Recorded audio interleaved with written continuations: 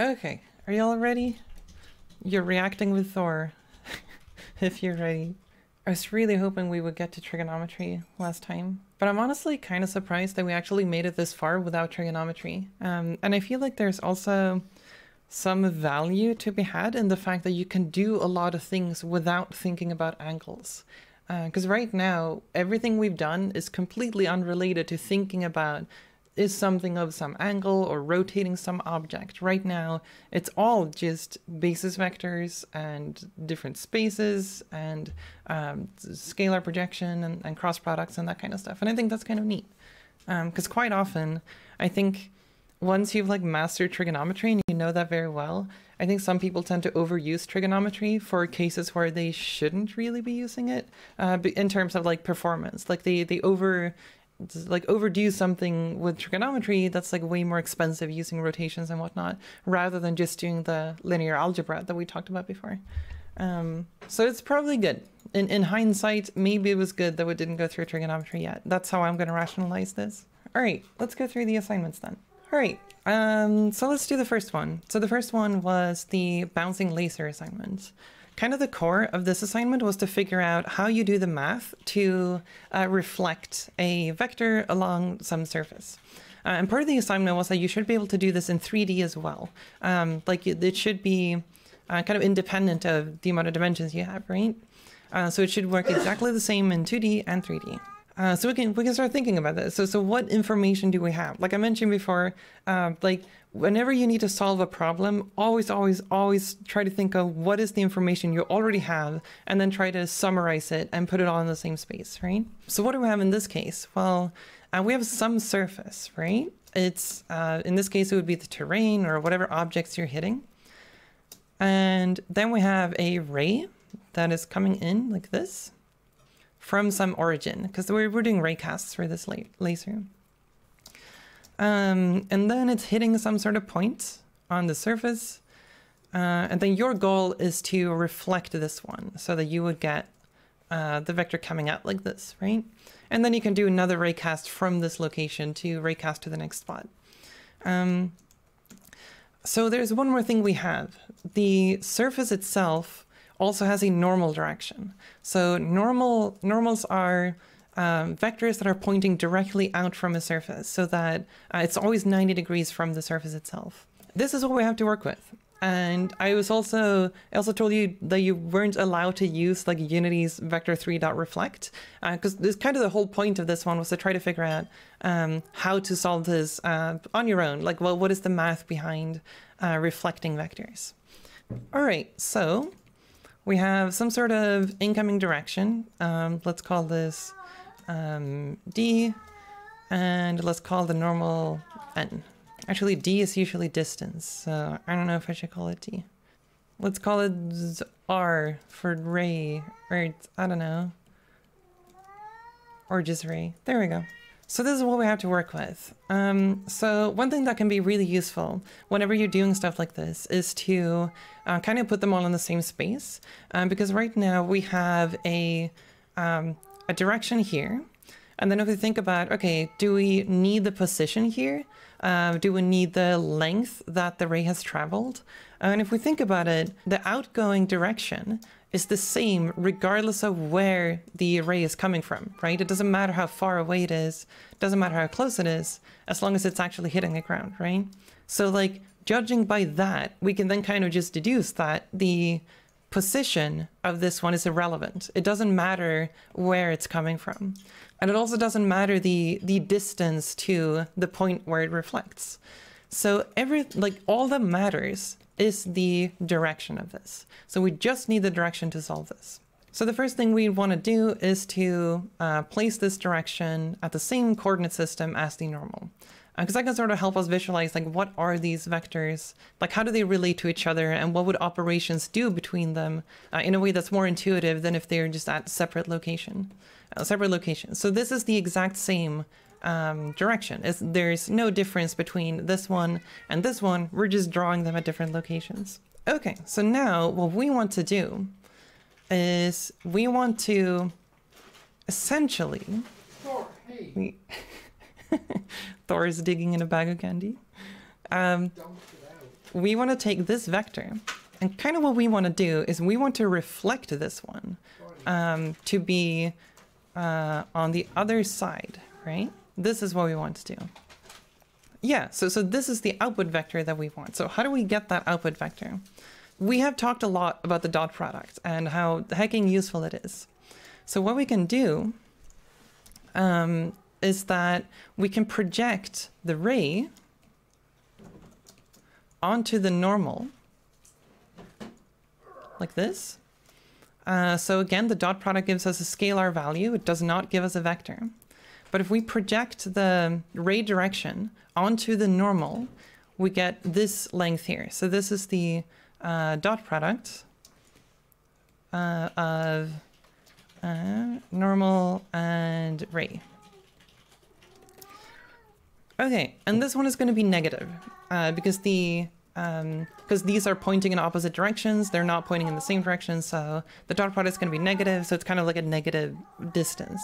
What we can then do, if we want to convert this into a vector, like say we want this vector, like literally the vector pointing down, rather than just a normal, we can multiply this dot product by the normal. So now we've done a vector projection where we take this vector, project it onto the normal, and then we'll get this vector right here. What can we then do? Well, we could, all we need to do now is to do this offset right here, right? Because now we know half of this distance, it's this vector right here. So if we take the projected vector and multiply it by 2 and offset it, we would offset it up to the reflected point over there. So basically the key insight here is projecting it onto this axis and multiplying it by 2 gives us the displacement between the two vectors here. So that way we can go from a ray that is just the direction of the incoming ray here, and then we can mirror that along the normal here by using the dot product.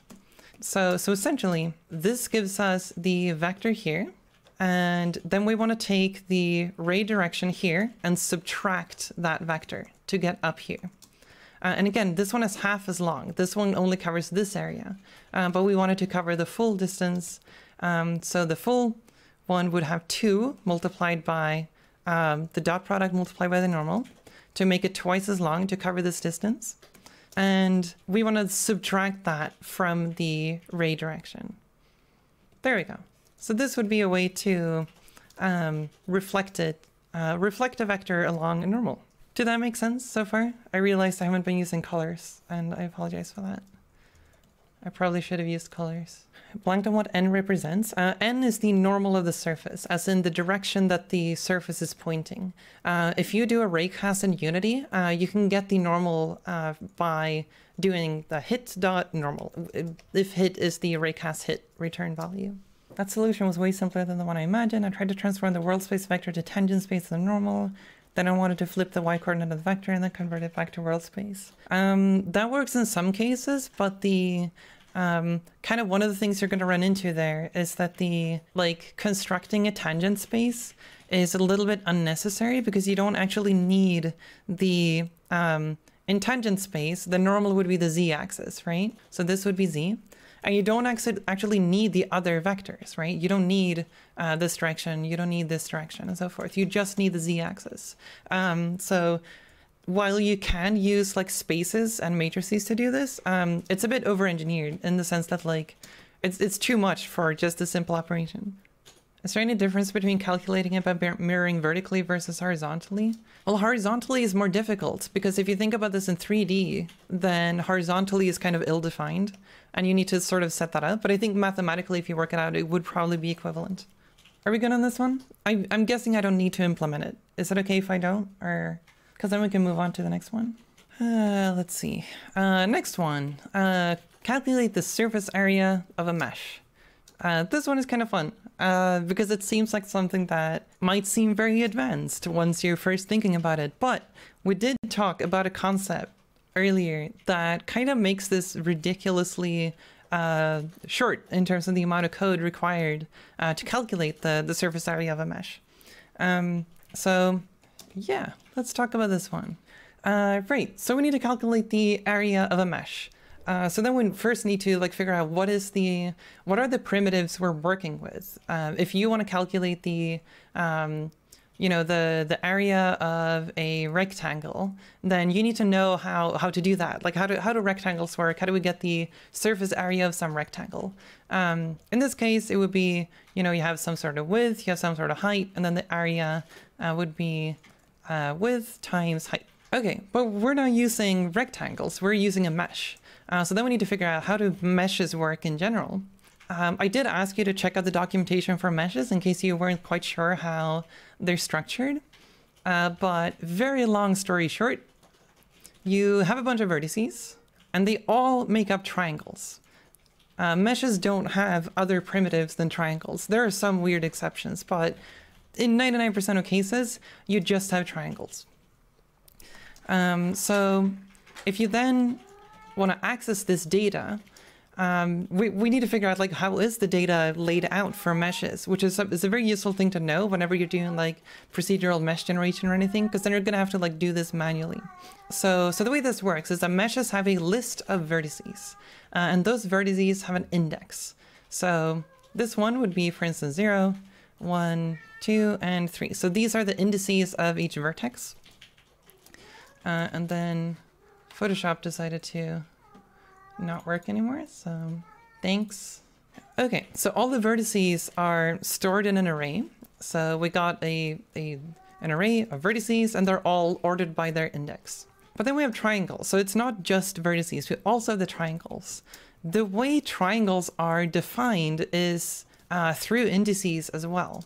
So triangles, while vertices are several arrays of vector 3 for their positions.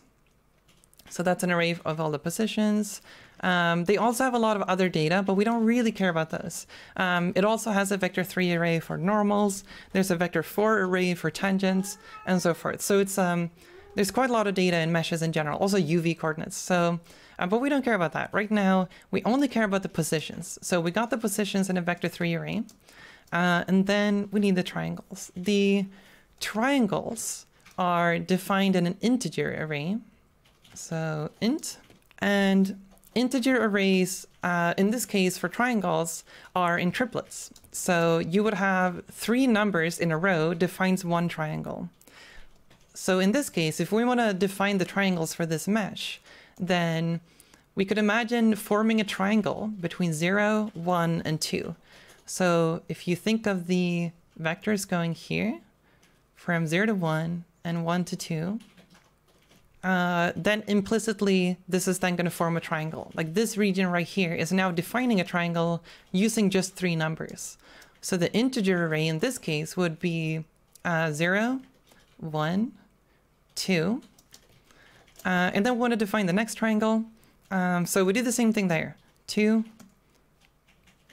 3, and then 0, 2, 3, 0.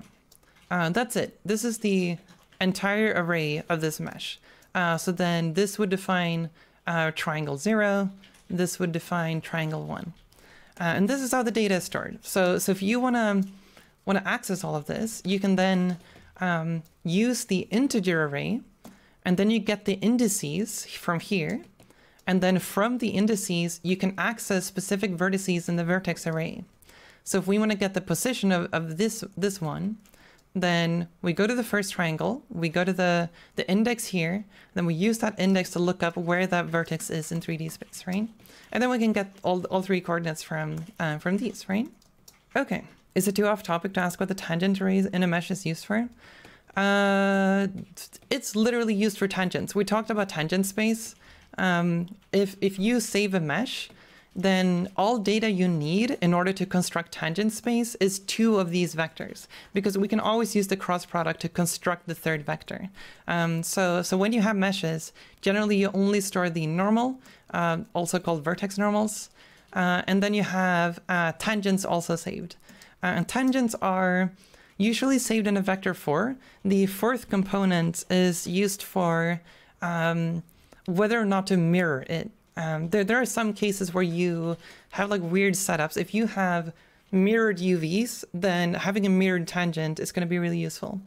Yeah, that's how it works. So that's what the tangents are used for. Then, so now we know that we are working with triangles. We know how to access this data, but not how to get the area of a triangle. One thing you can do to get the area, so let's say we have A, B,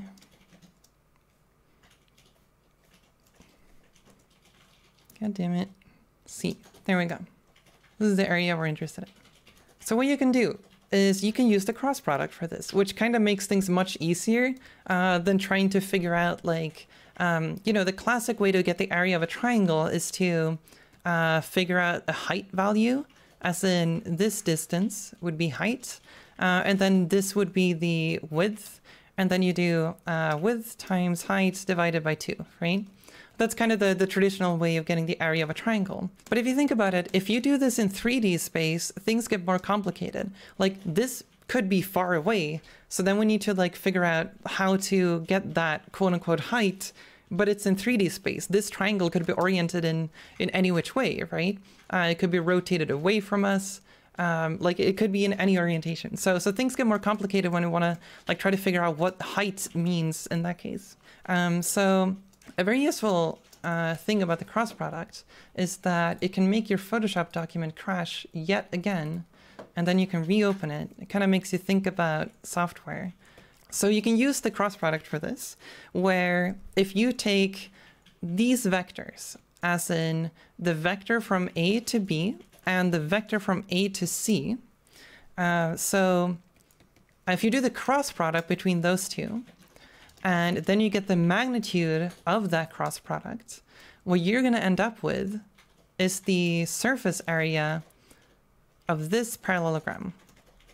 So then you get the entire area of this thing. So that's the cross product of B minus A and C minus A. So again, that's these two vectors. That's B minus A, C minus A. So if we do the cross product between these two, and then we get the magnitude of that cross product, then we have this whole area. And if we want to get the triangle, all we need to do is divide it by 2. And then we now have half of this shape. And now we get the area of this triangle. And this one does not care if you are in 2D space or 3D space. It works either way.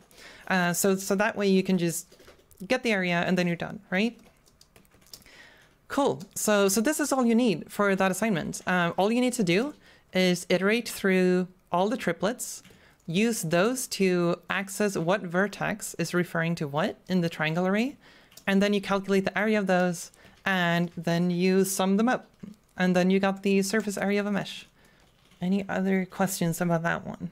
Is a cross product defined in 2D though? You can, yes. It's usually called the determinant if you do the 2D cross product. We're gonna get into that later, actually, as part of the trigonometry thing.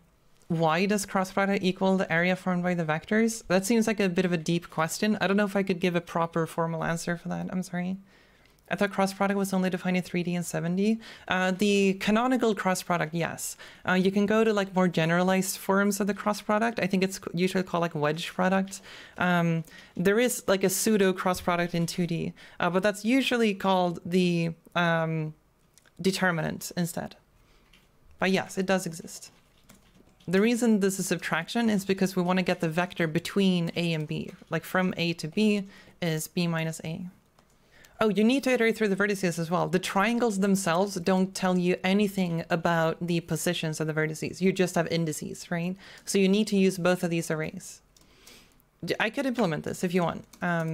It's a very short piece of code. So unvalidate, let's just do this every time we update something. So we have the mesh here that we can assign for the area calculation. Let's just do a public float area, so we can see what the area is. Here we go. Okay, so we have the mesh, and then we get the vertices from that. So mesh.vertices is the vertex array. OnValidate is called in the editor in Unity every time any value or serialized data is modified of this object. So if I change the mesh, onValidate is going to get called in the editor. Usually you can use it for stuff like clamping values or whatever, if you want to make sure that, you know, maybe gun height should never be negative, and then you can clamp that inside of onValidate. Okay, so mesh.vertices gives you the vertex array. So what we need to iterate through, in this case, is the triangles themselves. And one thing to keep in mind is that accessing the triangles array or the vertex array is actually a really expensive operation. So quite often you want to cache these. Let's do verts, mesh.vertices, and then same thing for triangles. And that's an integer array. Let's call it tries. Okay, so we want to iterate through the triangles. So triangles.length, and we want to do them in triplets. So I'm going to do plus equals 3 here so that we don't do one index at a time. So now we have 3 indices, right? Per iteration. So then we can get some vertex positions out of that. So let's use the same names we used here. We had A, B, and C, right? So in order to get vertex A or vertex position A, we could do verts, and then we get the index of this one, which is I. So now we get the triangle index, and then we use that index to look up the current vertex. And then we do the same thing for B and C, but we offset those indices by an amount. So now we have the 3 positions of these vertices. And within each of these is the index of that vertex, because that's how we define triangles. Okay, and then we want to get the area. So so if we want to get the area of each of these, we would do area plus equals. Let's see, that would be vector, not vector 2, vector 3 dot cross b minus a, c minus a. And then we want to get the magnitude of this one. So this gives us an area that is twice as big. But if we want to save some computation, we can save that divide by 2 until after. So we can do area divided by 2. So that we don't have to do the divide for every single triangle that we calculate here, right? Yeah, so at the end we divide by 2, and that's basically it. Does it also get called when something is changed during runtime? I don't think so, no. I think it's only an editor thing. Worth noting that if you have a custom inspector and all changes done through the custom inspector will automatically cause onValidate to be called. The correct way to solve that is to use serialized properties rather than like doing your own like float fields and whatnot. Serialized property will kind of do all of that automatically. Yeah, it's a very hidden caveat that mesh.vertices and mesh.triangles is expensive to call. You're like fetching data in a way that's just expensive. Wouldn't you miss on triangles by doing this? Can't there be more than one triangle per each vertex? There can be more triangles per vertex, but we are going through every triangle. I'm not iterating over the vertex array. I'm iterating over the triangle array. Okay, sphere, area 3.105. Cube, area 6. Capsule, 6.25. Plane, 100. Yeah. Quad, 1. Seems to work. Is there a way to highlight each vertex on a mesh? I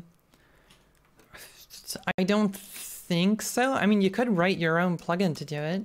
Like if we're in onDraw gizmos, you can kind of just iterate through all the vertices. Like, you can do something like that, and then go through all the verts, and then gizmos.draw sphere, verts, I, and then some small value. There we go. Beautiful.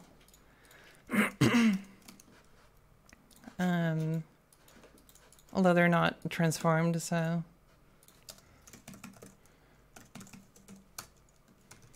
they didn't follow the object. There we go. Oh, right, they're sitting on this object, not the other one. That's fine. Capsule. I get index out of bounds exception. I don't know where you're getting that, so I'm not sure what it could be. But I'm guessing it's your out of range in some of the indices here. Oh, you need to make sure that you go through the triangles array. So now you're just accessing the vertices, but you're using the triangle index to, or just using the iterator index rather than the triangle index. So you need to first get the triangle index. So it's kind of a two-step process. So if I do this, it's kind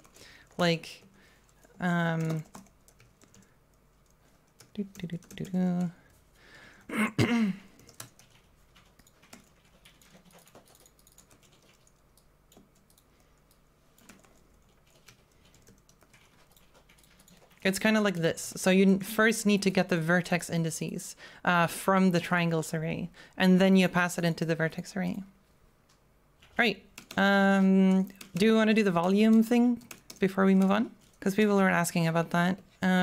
Let's do the volume thing. So volume is pretty similar, actually. We just kind of need to think about like, what are the primitives we're working with again, right?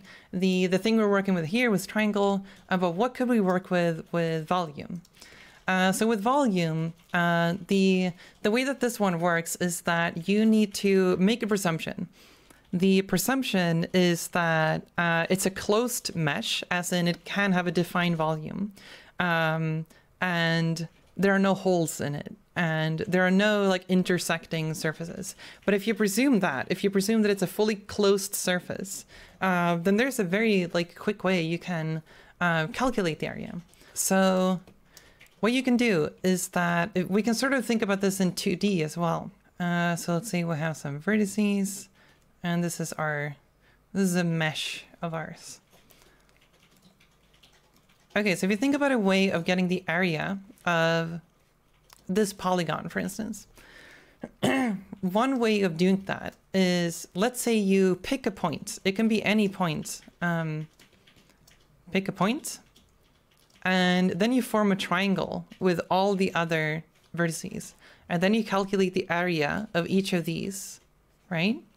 And then you finally get the full area of the polygon. This can generalize to 3D. So if you do this in 3D, instead of triangles, if we pick a point and presume this is a closed mesh that continues with like other vertices and whatnot, right? Then what's going to happen is that we're going to get tetrahedrons out of this one. So if you imagine the mesh up here, let's do green. And connecting that down to this vertex, that's a tetrahedron. So now we have a volume connecting there. And we just picked an arbitrary point. So you can use that. So pretty much all you need to do is to get the volume of the tetrahedron formed by each triangle. So it's kind of a weird way of getting area or volume. But there are many strange methods you can use for calculating the area of things like polygons. There's another one. This is sort of tangentially related, but I think this is really cool. Another way of getting the area of this one is to consider the area. Let's say you have 0 here. What you can do is you can consider the area underneath these two. So you get this area, then you go to the next edge, you get this area. You go to the next edge, you get this area. Now you have the full area there. If you go the opposite direction, instead of adding area, you subtract area. So you subtract this region, and then you subtract this region, and then you subtract this region. What you're going to end up with is the area of this polygon. So it's sort of a very similar type of thing we're doing, but in this case, it's in 3D. So yeah. How do you get the arbitrary point? You can just get the center of the bounding box or something. Would that really work with the concave mesh too? I think it actually would, but I could be wrong. Because this one works with concave polygons. And I think it's analogous to this, assuming you have a signed volume, as in a volume that can be negative. But I could be wrong. I haven't looked into it. But yeah, you could also do this one in 3D as well. The same thing where you like project it down onto some plane. So that would work too. And then you subtract if it's going in one direction or add if it's going in the other direction. In 3D, you would use the normal of the surface to determine if it should be positive or negative. Normal as opposed to the y vector in world space, I believe, or local space. But that example, the way you know whether to add or subtract depends on the direction you're moving in. Yes. Okay, I actually have a video coming out very soon about this and polygon triangulation. So shout outs to my YouTube channel. I'm not done with the video yet, but I've done most of the animations for it, so it's coming soon. I think that's it for that one, right? Any more questions about the surface area, volume thingy? Guessing not. We're fine. Cool. So I'm probably not going to repeat how to get the... let's see. So this one was the one where you were supposed to cast a ray onto a surface and then get the orientation of a hypothetical turret that we are placing on this surface, right? So that was kind of the assignment. I'm not going to go through how to do that. That's the cross product stuff. You can watch the video of the previous lecture if you want to see that. So here's the raycast just for doing that part. We're raycasting against the surface. Or just into the world, we're hitting a surface, and then we can get the point and we can get a normal. In this case, I just call it up because that's kind of the coordinate space that we want to place a turret in. We have up, right, and forward, and then we visualize those with this little transform gizmo-like thing, right? So this is where we would place our quote-unquote turret. The first thing that was part of this assignment was to draw a bounding box around this one. So let's say you did have a turret mesh, that mesh would probably have some sort of bounding box. And the assignment now is to draw a bounding box here.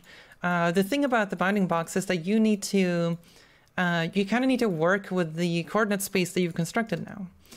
So we have bounding box coordinates, and bounding boxes are generally in local space because the bounding box is part of the mesh data. So if you want to get the mesh bounds, then that would be in local space of the object carrying the mesh. So we have local space coordinates for this bounds, but we're not drawing them or anything, so we should do that. Okay, so the first thing here that we probably want to do is that we are now going to start doing a lot of things in local space, and we're going to draw a bunch of things in local space.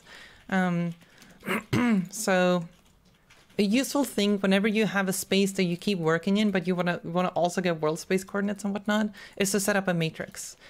Because then we can quickly transform between local space and world space and so forth. So what we want to do is we want to construct a matrix that we can use to do all the things we want to do with local space coordinates, but then also be able to transform them to world space, because world space is what we're drawing in, right?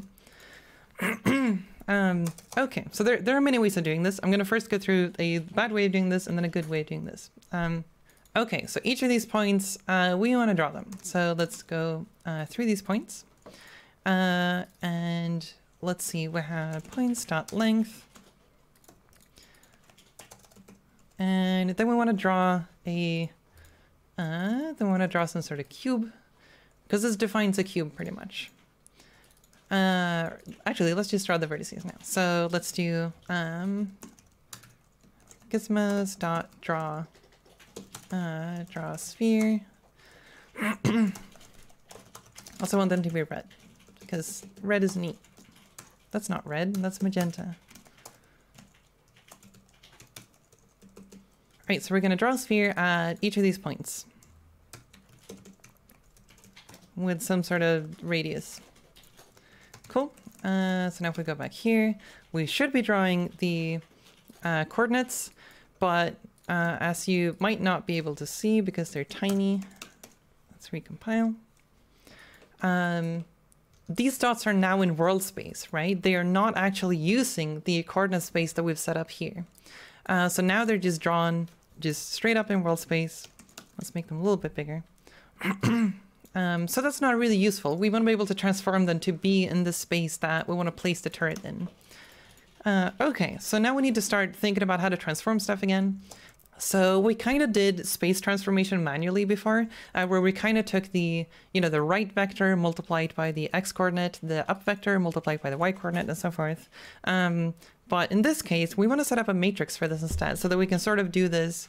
So we can sort of do this without having to do that manually. Okay, so let's set up a matrix. so matrix 4x4. What do we call this? Turret space. Actually, more specifically, this would be a turret to world matrix. All right, so there are many ways of defining a matrix. We could like assign the components manually. Like there are a bunch of ways we can define this, but the one that I like to use that is very straightforward is matrix 4x4 dot TRS. So TRS is for translation, rotation, and scale. So in this one, you kind of just give it the origin, you give the orientation, and you give it the scale, and then it'll construct a matrix for you. So you don't have to like deal with the indices yourself. So the translation is the origin of this matrix, or the position of this matrix. So that would be the hit position, because we're raycasting against the surface, the center or the origin should be the hit position. So that's our translation. And then we need the rotation. We haven't talked a whole lot about rotation, but an easy way to set it up is use a thing inside of quaternions. Let's call this turret rotation. There's one thing called quaternion dot look rotation. So look rotation is a way of constructing a rotation where you provide two of these vectors. Specifically, you provide the z-axis and the y-axis, and then you get the orientation for this whole thing. So it's a very useful thing whenever you're constructing some sort of rotation, but you only have the vectors. So in the case of this one, the look direction is going to be the z-axis, because generally z is forward in Unity. So that's going to be forward. And then the up vector is going to be the green one, which is the normal of the surface, which we call up. So now we have the rotation of the turret, we have the position of it, and then finally we need the scale. We're not using scale. We haven't scaled this turret. Let's just do vector 3.1. That's kind of the identity scale. Okay. I have two questions. Am I incorrect in thinking that there's a degenerate case where you're looking directly at the face, so the transform.forward equals negative hit.normal, so your cross product becomes 0? Yes. Would you ever check for that in practice, or is it too unlikely to be worth considering? So there's sort of two parts to this. One, yes, it would be kind of unlikely, but if you consider a flat surface, like if you have, like your player is standing on a flat surface like a cube, and when you look down, maybe you clamp the value so that you can't look more than straight down. Then you have that case. So then it's kind of easy actually to bump into that. So whenever you do this type of stuff, you kind of need to work with some heuristics in terms of like, if you are looking straight down, where do you want the turret to point? I think most people would say that they want it to point up. So as soon as you start doing that, you can kind of do the dot product to see how close are these vectors from being parallel. And if they're close to being parallel, use the up vector of the player as a reference instead of the forward vector. So yes, this can happen. And even if you're not considering this very special case, then you would also get precision errors if you have very, very extreme values, even if you're not exactly at 0. So it can be useful to do that type of stuff regardless. Yeah, and I mean, checking the dot product is super cheap, so it's not even expensive. So why not? All right, so now we have this turret to world matrix. And now we can start using this matrix to transform points. Okay, so all of these points are in local space, but we want them in world space. So world points, we have our turret to world. And then we want to multiply a point. So there's a multiply point, and then there's a multiply point 3x4. If you remember when we were talking about the matrices, the 4x4 matrices, they have this sort of vestigial row at the bottom, which for 99% of the transformations that you're going to do, this row is irrelevant. This one is mostly used for like homogeneous coordinates or like weird projection matrices and whatnot. But for just using transforms, you don't care about these. So if you want to do like a faster calculation, you can use the 3x4. So 3x4, what that means is that it's just using the top 3x4. That's why it's called 3x4 matrix.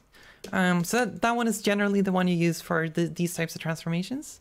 So then we do points, and then we do some typos. points I, so this should give us the world position. And then we pass that into here. And then these red dots should now be transformed to the space of the turret. So now you can see that they exist in this space that we've constructed. So if we move this raycast, you can see that the cube is sort of following the rotation and the orientation of the turret, right? What's the difference between a world to local, local to world matrix? They transform in opposite directions.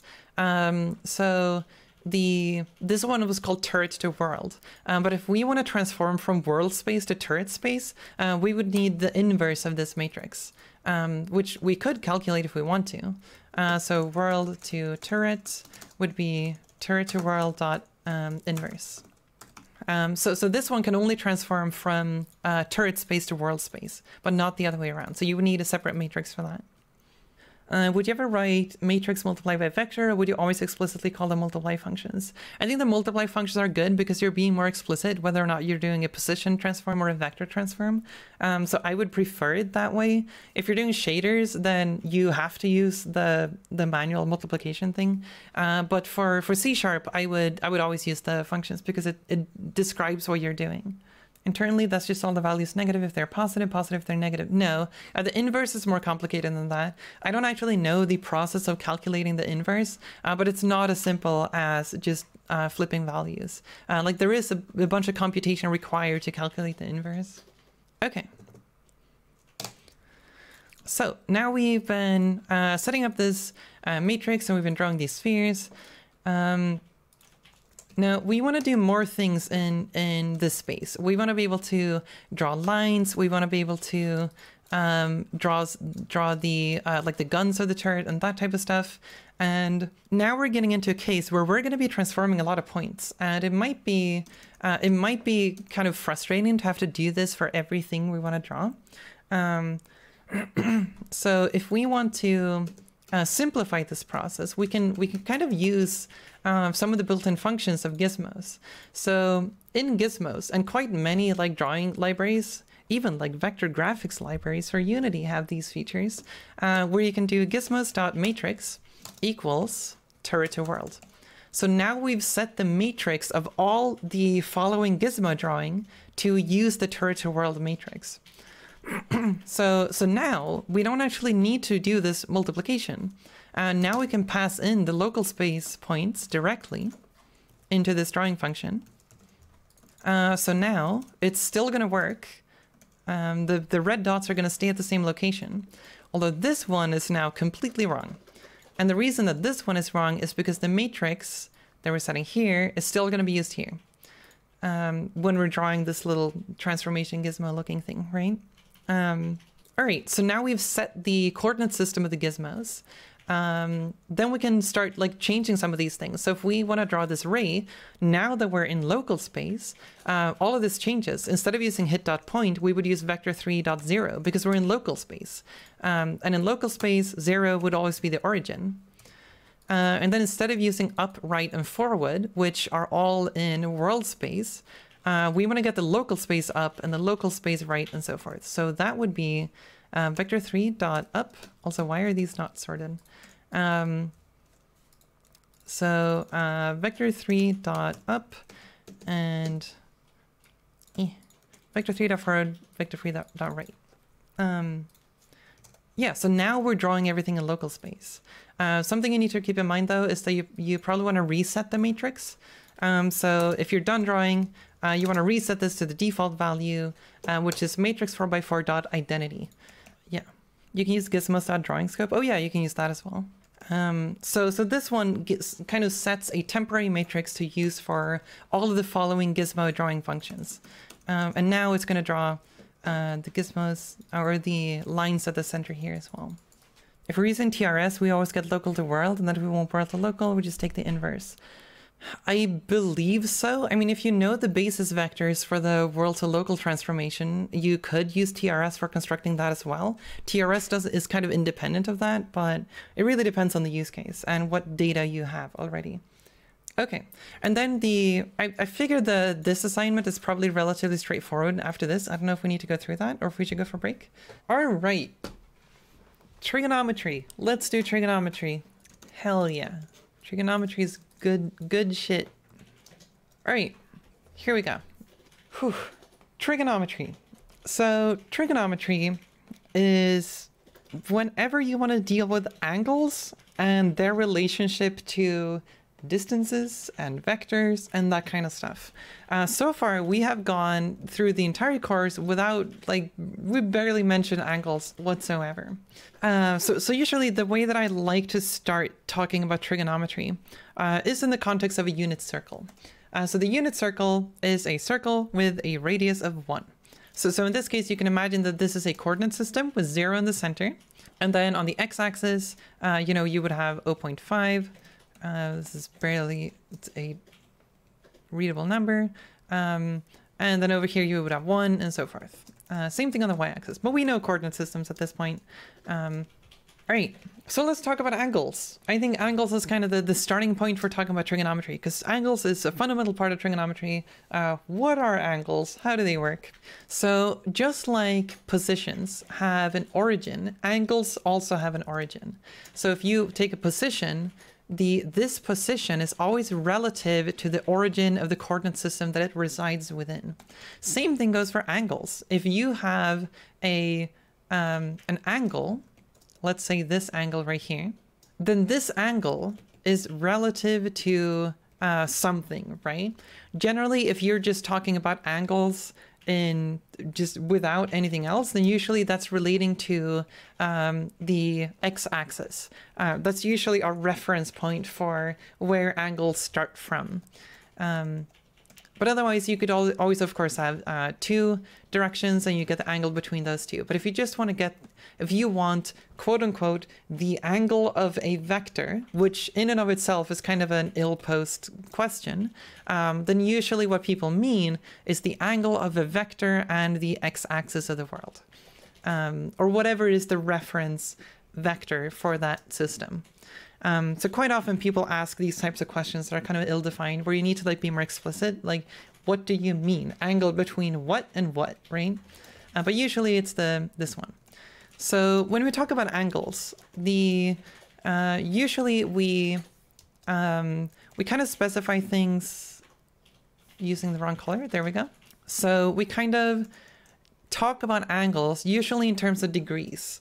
So if you have some no angle would be 0 degrees, and then this angle right here would be 45 degrees,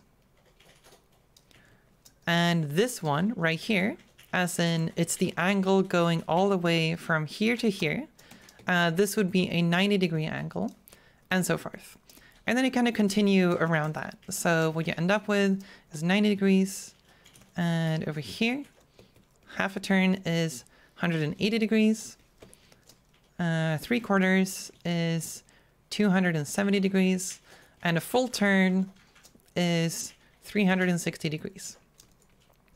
So this is kind of the most traditional way that we think about angles, at least colloquially. If you're just talking about it in like outside of the context of math, you tend to use degrees quite a lot, and they're kind of intuitive because you know, 90 degrees is very established as being a right angle.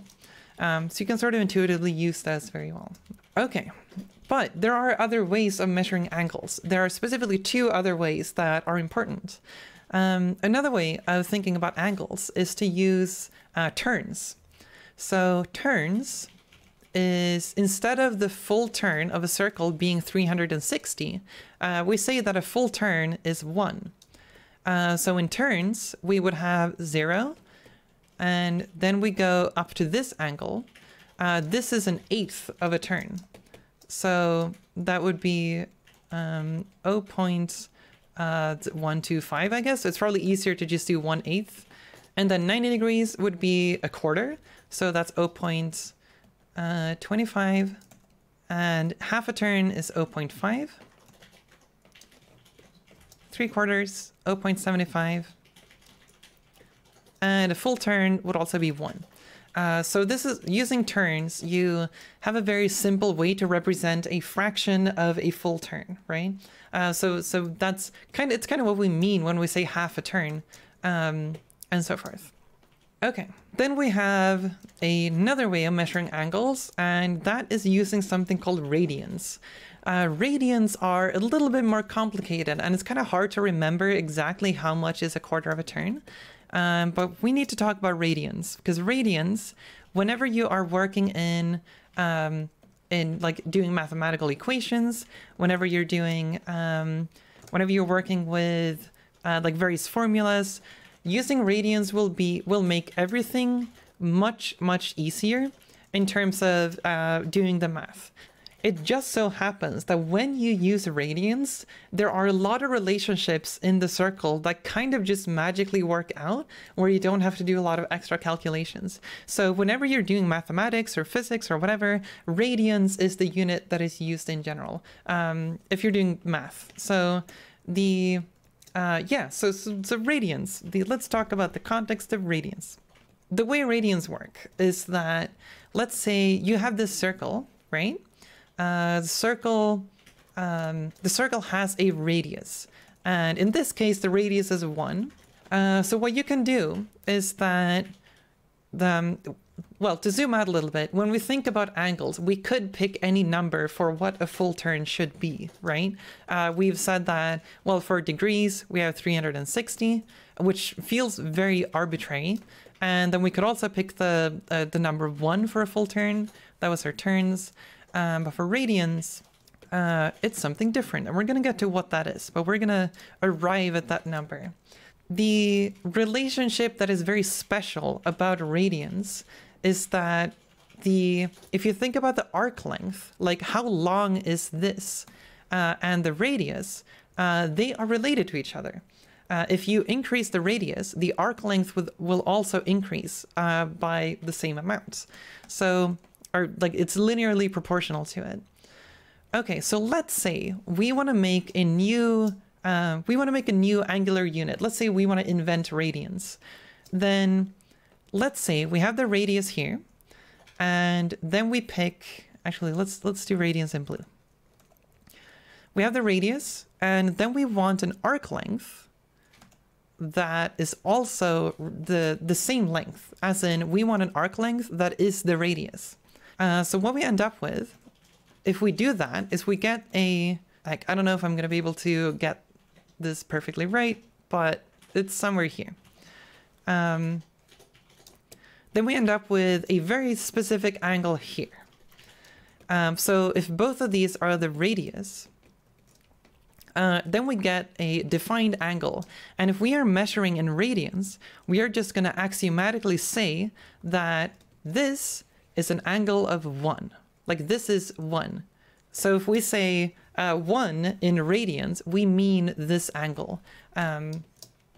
Okay, cool. So now we're starting to construct our new coordinates systems for angles, and we want to like continue doing this. But we might ask, what is the full turn? We know the full turn of degrees, that's 360. Full turn in turns is 1, but a full turn in radians, we need to figure that out, because so far we just have 1 here.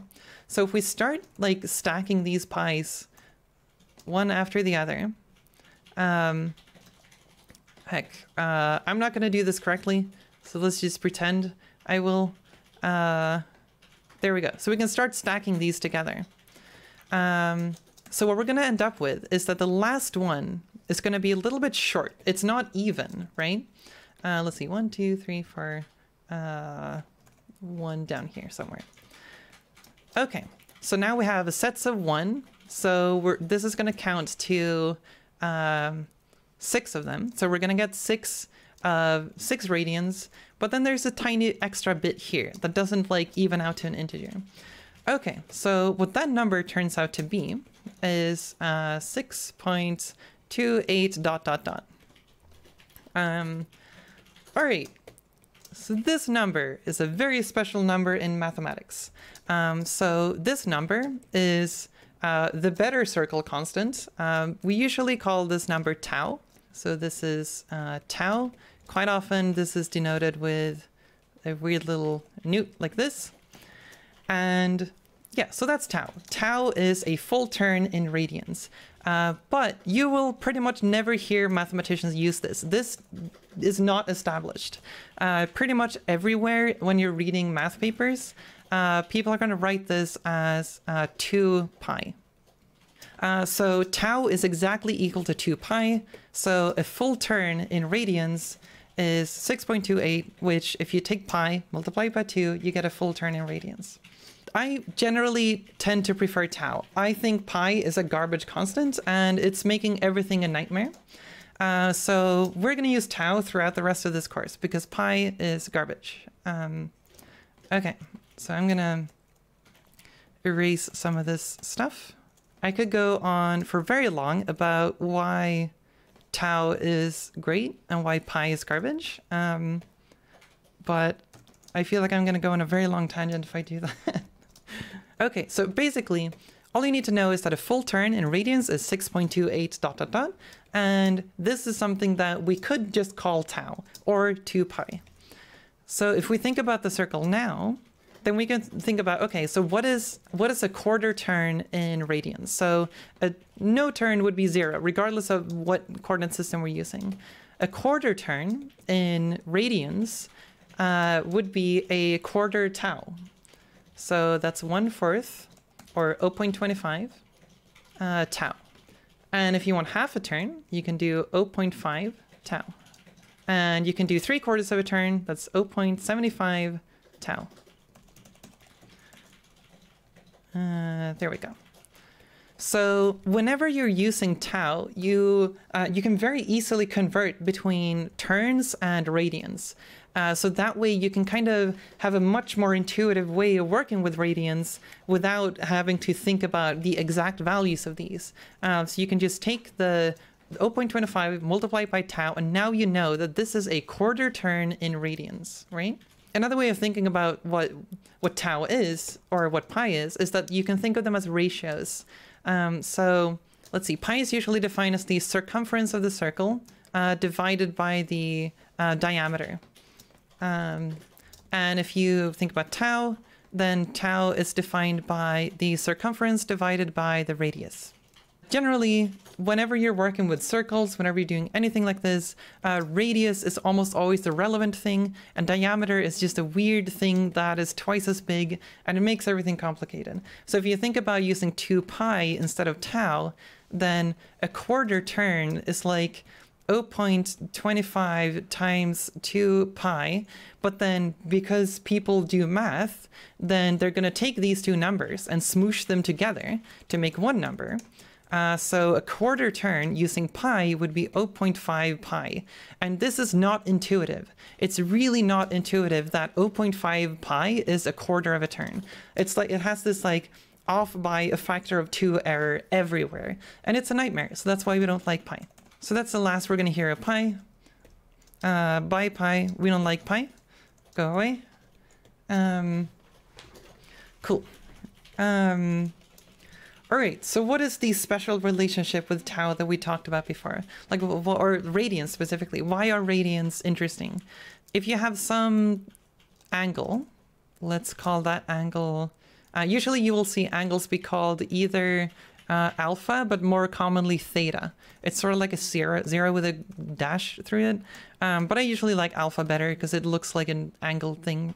Okay, so you have an angle and you have a radius. And then you might ask, what is the arc length of this one?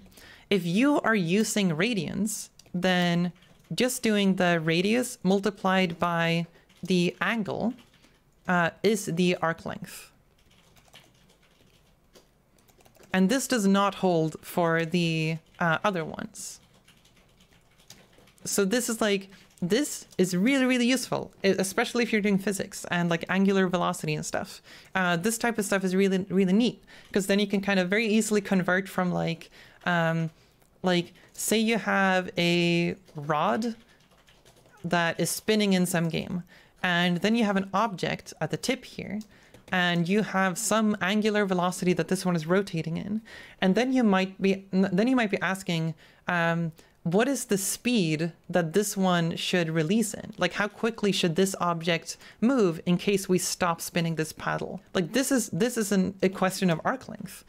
We take the angular velocity, we check the tangential speed, and we do that by radius times the angles per second, and then we get the meters per second out of that. So it's really, really useful for these types of things. And if you are using, if you're using degrees or turns, then this math is going to be more complicated, because then you need to factor in the circle constant in various places. I know radians in general can be pretty complicated, and something that people can sometimes get confused about. So please ask questions if you're not quite sure how they work. The very, very, very basics of radians is that you have a circle, and a full turn around this circle is 6.28, etc., which just so happens to be a constant that we call tau. That's kind of it. That's pretty much all you need to know about what radians is. You don't really need to you don't really need to know about the concept that it's based off of the radius and arc length being equal, even though it's useful. This is the crucial part. This is the part that you need to remember, that a full turn in radians is this value right here. Which part is the arc length? This right here is the arc length. No questions? Everything's clear so far? We can soon move on to trigonometry then, because we've just been talking about angles so far. Radius is radians. Radius is the length from the center to the edge of a circle. So this is the radius. Radians is a unit of angle, where if you have a slice of pi like this, where the arc length is the same as the radius, then the angle here is 1 radian, usually denoted rad. Radian. There we go. So the angle here is the radian part. Okay, let's move on to trigonometry. Now we just talked about angles. This is, long story short, this is what radians is. We just need, this is just a way of measuring angles. And this is the established one that makes mathematical equations computationally more efficient. It has a lot of relationships that are really useful. So this is kind of the gold standards for angles. Like, don't use other things unless you have to. Usually if you have like if you're modifying angles in Unity, like if you have like a field here where you're modifying a rotation of something, then usually degrees are okay to have there, because people tend to be able to think about degrees in a more intuitive way. But outside of that, like all the internals of all your code should be in radians. I'm personally like kind of frustrated by like libraries that don't use radians by default. But yeah, we just talked about angles, but not trigonometry itself. So let's get into trigonometry. Let's start with a unit circle. So we still have our circle, radius of 1, and we can, let's say we have some angle here. Let's do another vector. Zoop. What a good little vector. And then we have some angle. Let's call it alpha, because I like alpha better than theta. But theta is usually the symbol that's going to be used in everywhere you read about angles in trigonometry. All right, so you have some sort of angle now, and you have a vector on the unit circle. So given that this is the unit circle, radius is 1, so the length of both of these vectors is obviously 1. Then what trigonometry allows us to do is to be able to transfer between angles to components of a vector. That's kind of the usual way that I think about trigonometry is in this unit circle, where you can use trigonometric functions to get components of this vector. And what I mean by components is the x-coordinate and the y-coordinate, because this one has an x-coordinate and it has a y-coordinate, right? So the x-coordinate would be the value on the x-axis right here, right? And the y-coordinate would be the value on the y-axis right here. Okay, so so how do we get these coordinates? then, because we need to use the angle to get these. The way this works is that if you want the x-coordinate, you would use the cosine, usually cos, of alpha. And if you want to get the y-coordinate, you get the sine of alpha. There you go. This is the very simple relationship with the unit circle, the cosine, and the sine. So the cosine and sine functions are super, super useful whenever you want to go from an angle to a vector. Because now we can literally just define a vector going just from an angle. So this is a really, really powerful tool. All right, so now you have the cosine and the sine, and there are many ways of like interpreting like what they are, but I think the unit circle is usually the most, I feel like the most fundamental and solid way of thinking about them, while you can do a lot of other things with sine and cosine though. All right, do you want to see an example of this in Unity so we can like kind of nail down what this is, or will that work regardless if the angle is in degrees or radians? This depends on how the cosine and the sine functions are implemented. In 99% of cases, sine and cosine will take radians. In mathematics, just use radians all the time. But in coding, sometimes APIs have degrees in sine and cosine. I prefer things to be, and the way that things should be, is that they should always, always, always take radians. Like, don't think about degrees outside of this. Like someone mentioned, you can use math degrees to radians in order to convert from degrees to radians if you need to. That you can use like to pass into these functions. Yeah, okay. But yeah, let's look at an example in Unity to make this a bit more tangible. All right, let's make a new thing. I did not want to add a radial trigger. I wanted to create a script called trig. No. There we go. I remember a tweet from you where a function took an input in radians and output in degrees or vice versa. Not sure which one you're talking about. You can convert between them using a single constant. So if you have an angle in radians,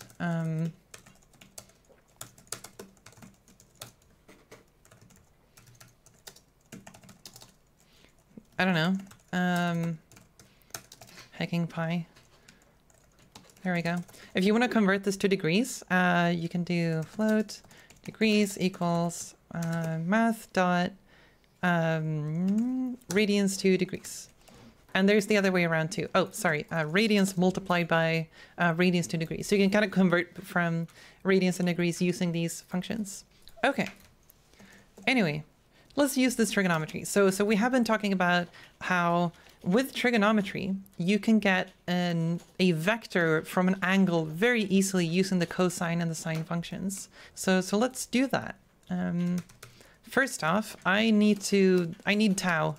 So I'm gonna go to Google and search for tau multiplied by 1. And then we copy that number. Usually I use my math library, but I think it's probably good to not use that here.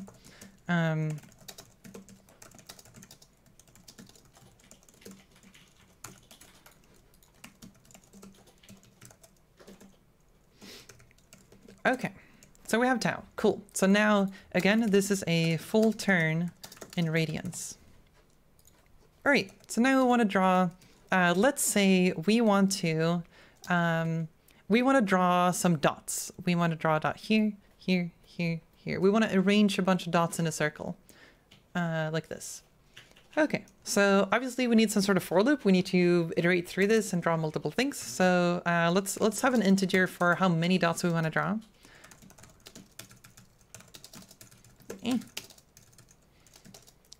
Let's start with, I don't know, 8. Or actually, let's do a lot of them.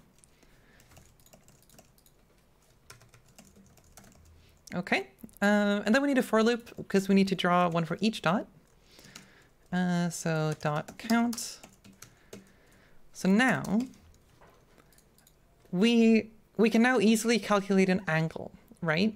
We have the full turn in radians, which is tau, and then we need to divide that up into the angle to each dot. So for each of these iterations, we need the angle to this one, and then we need the angle to this one, and then the angle to this one, and so forth.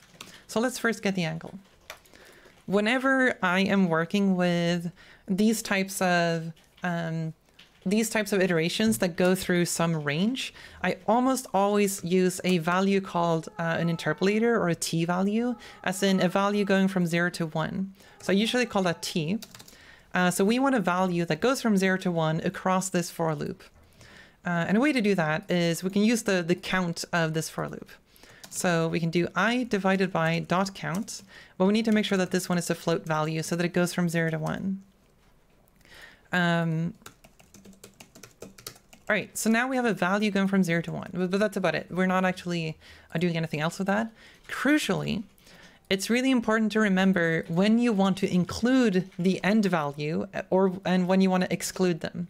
So in this case, like, do we want to draw a dot at 0 and 360 degrees? Probably not. We want to skip that point, right? So in this case, we don't want to do -1 here. But if we did want to do that, we would do -1. And then we would get 1 as the last t value. But in this case, we want slightly less than 1. Okay, so this value is now actually in turns. This is the angle in turns. It just so happens that that's kind of how that works out. And if we want to convert from turns to radians, I usually specify if it's in radians or not by just typing rad or deg for degrees and so forth. All right, so we have the angle in radians, and we want to get the angle in radians. So we take the interpolator, the value from 0 to 1, multiply that by tau. So now we converted from turns to radians. Then we can use these radians in order to get the direction vector that we need to get this point. Okay, so now we need to get the x coordinate. So let's do x. And then we use math.cosine, and then we pass the angle in radians into that. And then we do the same thing for the y coordinate, but we use the sine function instead. But it's still the same angle used for both of them. And so now we can use this to construct a point or a vector. Let's call this point, new vector 2, x, y. We are going to talk about the relationship between the cosine and the dot product very soon.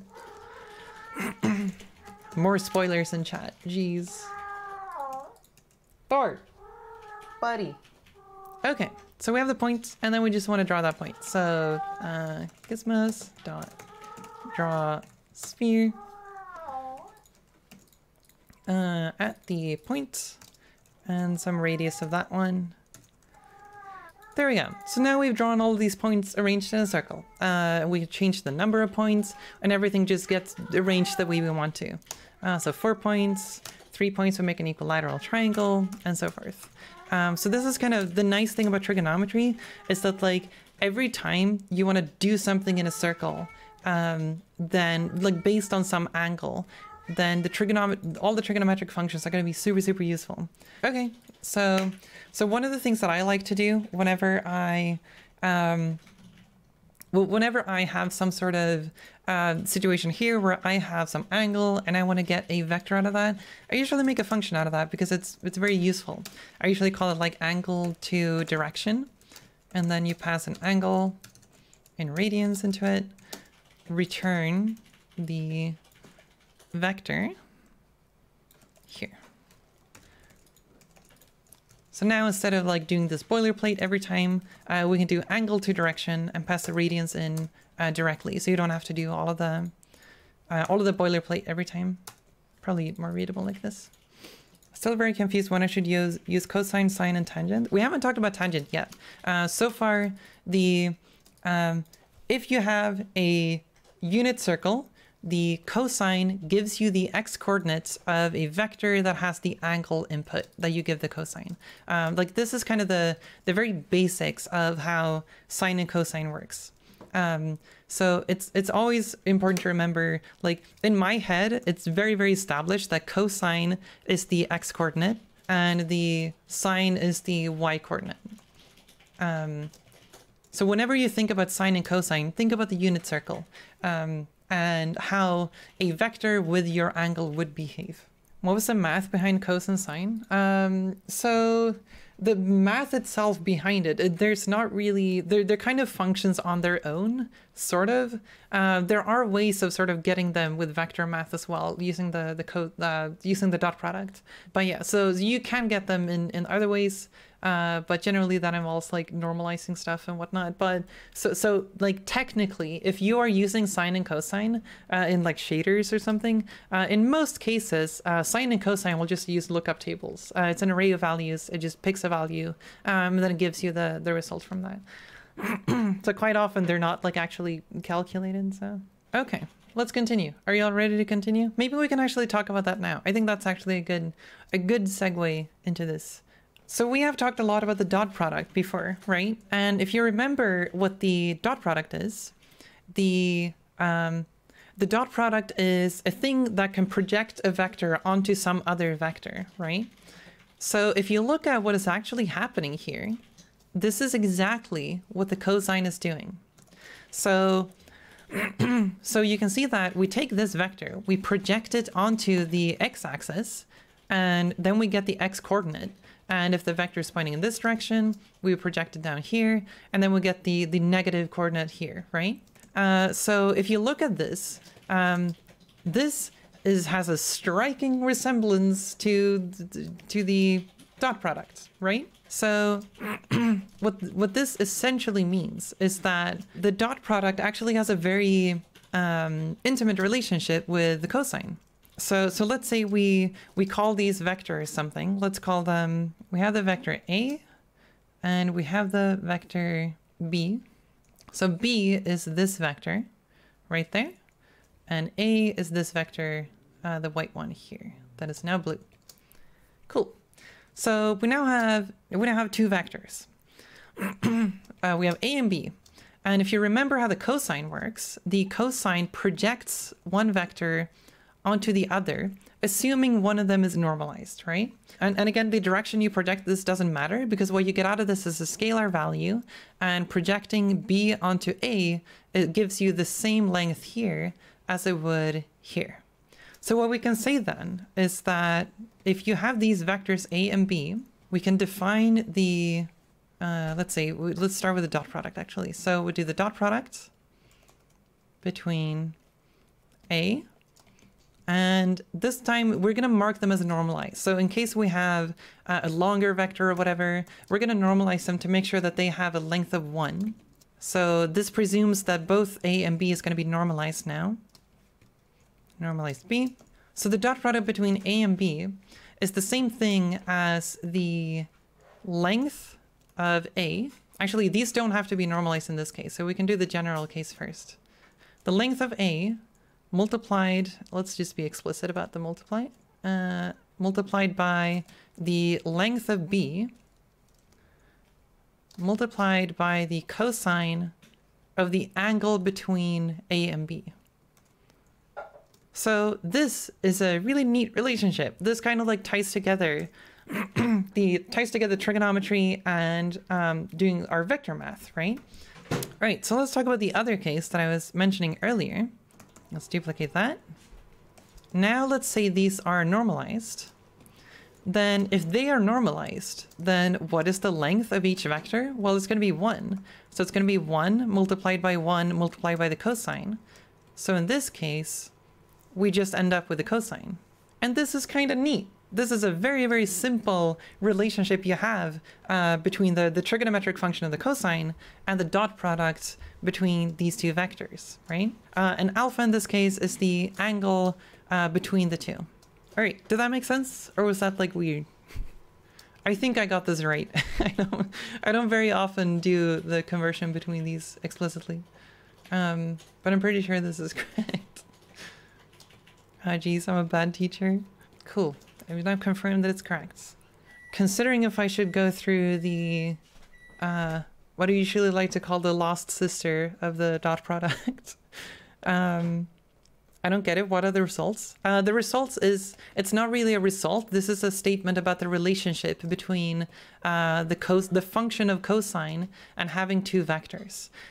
So if you do the dot product between A and B, that's the same thing as doing the cosine of the angle between A and B, presuming that they're both normalized. So this is a statement of equivalence, that these two things are the same thing. What actually is cosine, sine, tan though? Why does cosine equals x? Because of the way that they are defined. So if you look at B here, B is the vector pointing to the right in this case. And if we do the dot product between them, we project A onto B using the dot product that we talked about before. And what we end up with is the x coordinate like along the x-axis. That's why the cosine is the x coordinate when we are like rotating this vector using some angle, because of the way that the cosine is defined. So B is the red part. B is this vector, the yellow vector pointing to the right. Does tan equal z? We haven't talked about tan yet. You're skipping ahead. Tan is a very like separate function from all of these. That's why I haven't talked about it yet. So I'm waiting for that one. Okay, we could talk about the tangent as well if you want to. So generally, the tan function is kind of more of a special case. Usually, I consider the sine and the cosine and the sine function to be like core of how to use these functions. In terms of the tangent function, the tangent function is generally something that you mostly use when you're solving triangles. Generally, you use all of these to solve triangles. Quite often, this is usually how trigonometry is first introduced, where you have a right angle triangle and you have some angle alpha, and you know one of these. Maybe you know this one, maybe you know this one, maybe you know this one. Given that information, you can use either cosine or sine or the tangent function in order to solve, what are the lengths of the other ones. Oh, sorry, you probably need two of these. Yeah, so that's kind of the one of the more common cases where you use trigonometry. Yeah, so if we want to like visualize this, if we want to visualize this in our drawing, in this case, I guess things got a little confusing, but maybe it's okay. So we had the sine of alpha that gave us the y coordinate, which again is this length, and the cosine gives us this length, right? The x coordinate and the y coordinate. Cool. So that's sine and cosine. The tangent, if we want to represent this visually, the tangent sort of goes tangent to the unit circle. Hello, Thor. So the tangent represents this length right here. And again, when I say length, I mean assigned length. It can also be negative. It's more of a coordinate than a length. So the tangent is tangent to the unit circle. Again, when we talk about surfaces and whatnot, the normal is usually perpendicular from the surface, and a tangent is tangent to the surface, as in 90 degrees away from the normal. So this is our normal, and this is our tangent. So that's what those mean, right? Okay, so that's what we mean when we say that it's tangent, and that's why it's called tangent. All right, so the reason that this one can sort of be used to calculate triangle solutions and whatnot is because we know that there's a 90-degree angle here, and that gives us a right angle triangle, right? So whenever we have these types of problems, we can fit this triangle into the unit circle in order to figure out a bunch of dimensions. So usually when you're doing these types of triangle solving, all of the relationships that you can find about the trigonometric identities or whatever, usually that's mostly about scaling the hypotenuse to a length of 1 and then just applying the trigonometry stuff. So that's why I usually have a lot of like divides and multiplies with the lengths and whatnot. Okay, so tan is a 90-degree angle in a right angle triangle. Tan is not an angle. So the tangent is a function that we can use on this angle that gives us this length. So if we continue this one, let's say we let's say we have this one right here, going from here, then tangent would shrink. Then it would be the 90° off here, the tangent of the unit circle, and it would give us this distance. So this would be tangent of this angle right here. So it's kind of like it's shooting a ray down onto the x-axis. And if you keep going up toward here, that's a very thick vector. Like the higher you go, the further away the tangent is gonna go. So the length of this one is gonna kind of explode and become very large. What would you use the tan for? Generally for solving triangles. So whenever you have triangles where you know two of these sides but not the third, you can use trigonometry to figure out how long the last one is. And sometimes you need to use the cosine, sometimes you need to use the sine, sometimes you need to use the tangent. So let's say, okay, well, here's the basic relationship. So I don't know why this is not scaled in a nice way. There we go. Okay, let's say you have a triangle. Usually you have names for these. So we've been talking about this angle here, right, in the bottom left. And then the names for that we usually use in trigonometry for all the different sides of the triangle. Hypotenuse is the longest side of the right angle triangle. Opposite, meaning opposite of this angle. It's the one that is not touching this angle at all, right? It's the opposite side. And then we have the adjacent side, which is not the hypotenuse, but it's adjacent to where we're measuring this angle.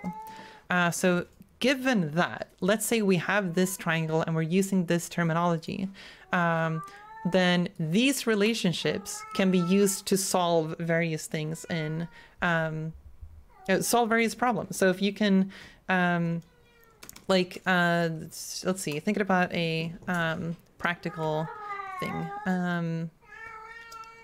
Okay, so let's say we have a top-down view. We have a camera looking in some direction. There we go, that's a camera. And you have a bunch of things in front of you. Let's see, there we go. You want to set the vertical field of view of this camera so that all the items fit. Let's say that that's the goal. Like we need to set this vertical field of view. How do we do that? Like that's a classic problem where you can use trigonometry in order to solve this. So then again, like I've always mentioned, you need to like specify how to. You need to first like tally up all the information you have. And after that, you can start doing things that will then help you solve the problem.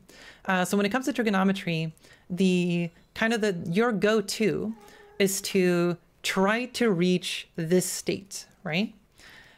So we want to set the field of view to fit all of these objects. And then yeah, that's what we want to do. So how do we get a right angle triangle out of this? Well, we want some sort of shape like this, right? What we have is we have the distance, right? We know the distance to the objects we want to encapsulate here. For simplicity, let's say we have the object there. So we sort of know this side. Let's do a different color. We sort of know this one. We know the length of this. We also know the distance. And given all of this, we now have a right angle, right? So we have a right angle. We want to figure out the angle here. But what we have is that we have the distance and we have the width here. So all of a sudden, we now have a math problem where we can fit this into exactly this type of scenario, right? We don't know the hypotenuse, but we know the opposite, which is called A there. So let's use the same terminology. So the opposite, and then the adjacent is called B. So we got that one here. And then all we need to do is do some math to figure out what is this angle? Why is the opposite called A? You know, I don't know. Because mathematicians hate using names that are descriptive. That's why. It's so frustrating. And then we can look at all of these relationships. So what do we want to know? Well, we want to know the angle, but the information we have is we have the opposite and we have the adjacent. So here you can see that tangent has opposite and adjacent, and that's tangent of theta, which is the angle that we're talking about. Okay, so now we have an equation where we have the tangent of alpha, which is what we're calling it, equals opposite divided by adjacent. So that would be A divided by B. And then this is an equation we can solve. We haven't really gotten into it yet, but there is an inverse operation we can do because we have the trigonometric functions and then we have the inverse trigonometric functions. So using some algebra, we can then figure out that the angle equals the arctangent, which is usually called a tan. You'll also sometimes see it written as tan and then a to the power of -1, also for the inverse. It's the same thing. I usually like calling it a tan because typing out the letters clearly is good. So this is a tan. So the arctangent of A divided by B is the angle. So there we go. Oh yeah, those are lengths. So this is a way that we can then solve that problem. So now we know the angle that we have there. In terms of the field of view, I guess the field of view would span both directions. So we would do this angle times 2 in order to get the field of view of this camera. What's the difference between arctan and tan? The difference between arctan and tan is that they are the inverses of each other. So it's kind of like asking what's the difference between multiplying by 2 versus multiplying by 0.5. Like there's sort of the opposite sides of the same thing, right? Like they do the inverse operation between each other. So what that means is that let's say we have some I don't know if I can just write an equation on the fly. The 2x equals 5 or 4. There we go. Like if we want to, we haven't actually talked about algebra. I don't know if we I don't know if we should. But in terms of algebra, whenever you have an equal sign, then what you can do is if you apply the same operations on both sides of the equal sign, that's a valid manipulation where everything will hold. So if you want to know what is x, then your goal is to make sure that x is on its own side of the equal sign. So what we can do then is if we divide both of these sides by 2, then these two are gonna cancel out. So what's going to happen is that we divide both sides by 2, and then what's going to happen is that this one cancels out because 2 divided by 2 is 1, and 1 multiplied by x is x. And then this one is going to get divided by 2, which is 2. So now we know that x is 2. So now 2 multiplied by x gives us 4. And now that we know that x is 2, 2 times 2 equals 4. So everything kind of just falls into place. Anyway, so the point is that if you have... In this case, it was tan. Tangent of x equals... actually, let's do angle. Tangent of the angle equals x. Then if we want to do the same thing, where we want to get the angle to be separate on its own, then we can do the inverse tangent operation on both sides of this equation, the arctangent. So if we do the arctangent on both sides, what we're going to end up with is the angle on one side, and then the arctangent of x on the other side. Yeah, okay. I hope that made sense. We're going to talk about atan too as well, but we are getting very close to lunch. And so these inverse functions exist for sine and cosine too. So again, while cosine of an angle gives us the x coordinate, we can flip this around. So if we do the arc cosine, then we can say that the angle equals the arc cosine x. So these are kind of ways of either cosine kind of goes from angle to a coordinate, and arc cosine goes from coordinate to angle, if that makes sense. Just like the same thing we had with the tangent function, the tangent of an angle gives us a coordinate, the arctangent of a coordinate gives us an angle. So you can sort of use the inverses to go back and forth between these things. There are a bunch of caveats in how these work, but I'm not sure if I should get into that now. Wasn't it length and not the coordinate? So it is I'm sort of using the word length, but I probably shouldn't. So when I say the length here of the cosine of alpha, what I really mean is the x coordinate, even though, because the thing is, if we take this length, this would be like 0.7. But if this vector were to point in this direction, if we want to be like hyper technical about this, the result you're going to get from the cosine for this distance here is not technically a distance, because a distance is always positive, but the cosine would actually give negative 0.7 here.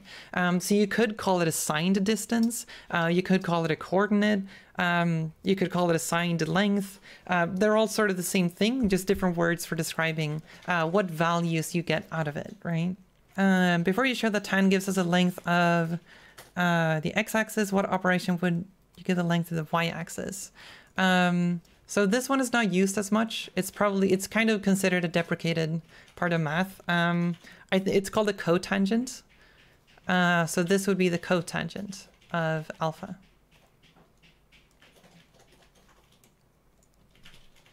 There we go.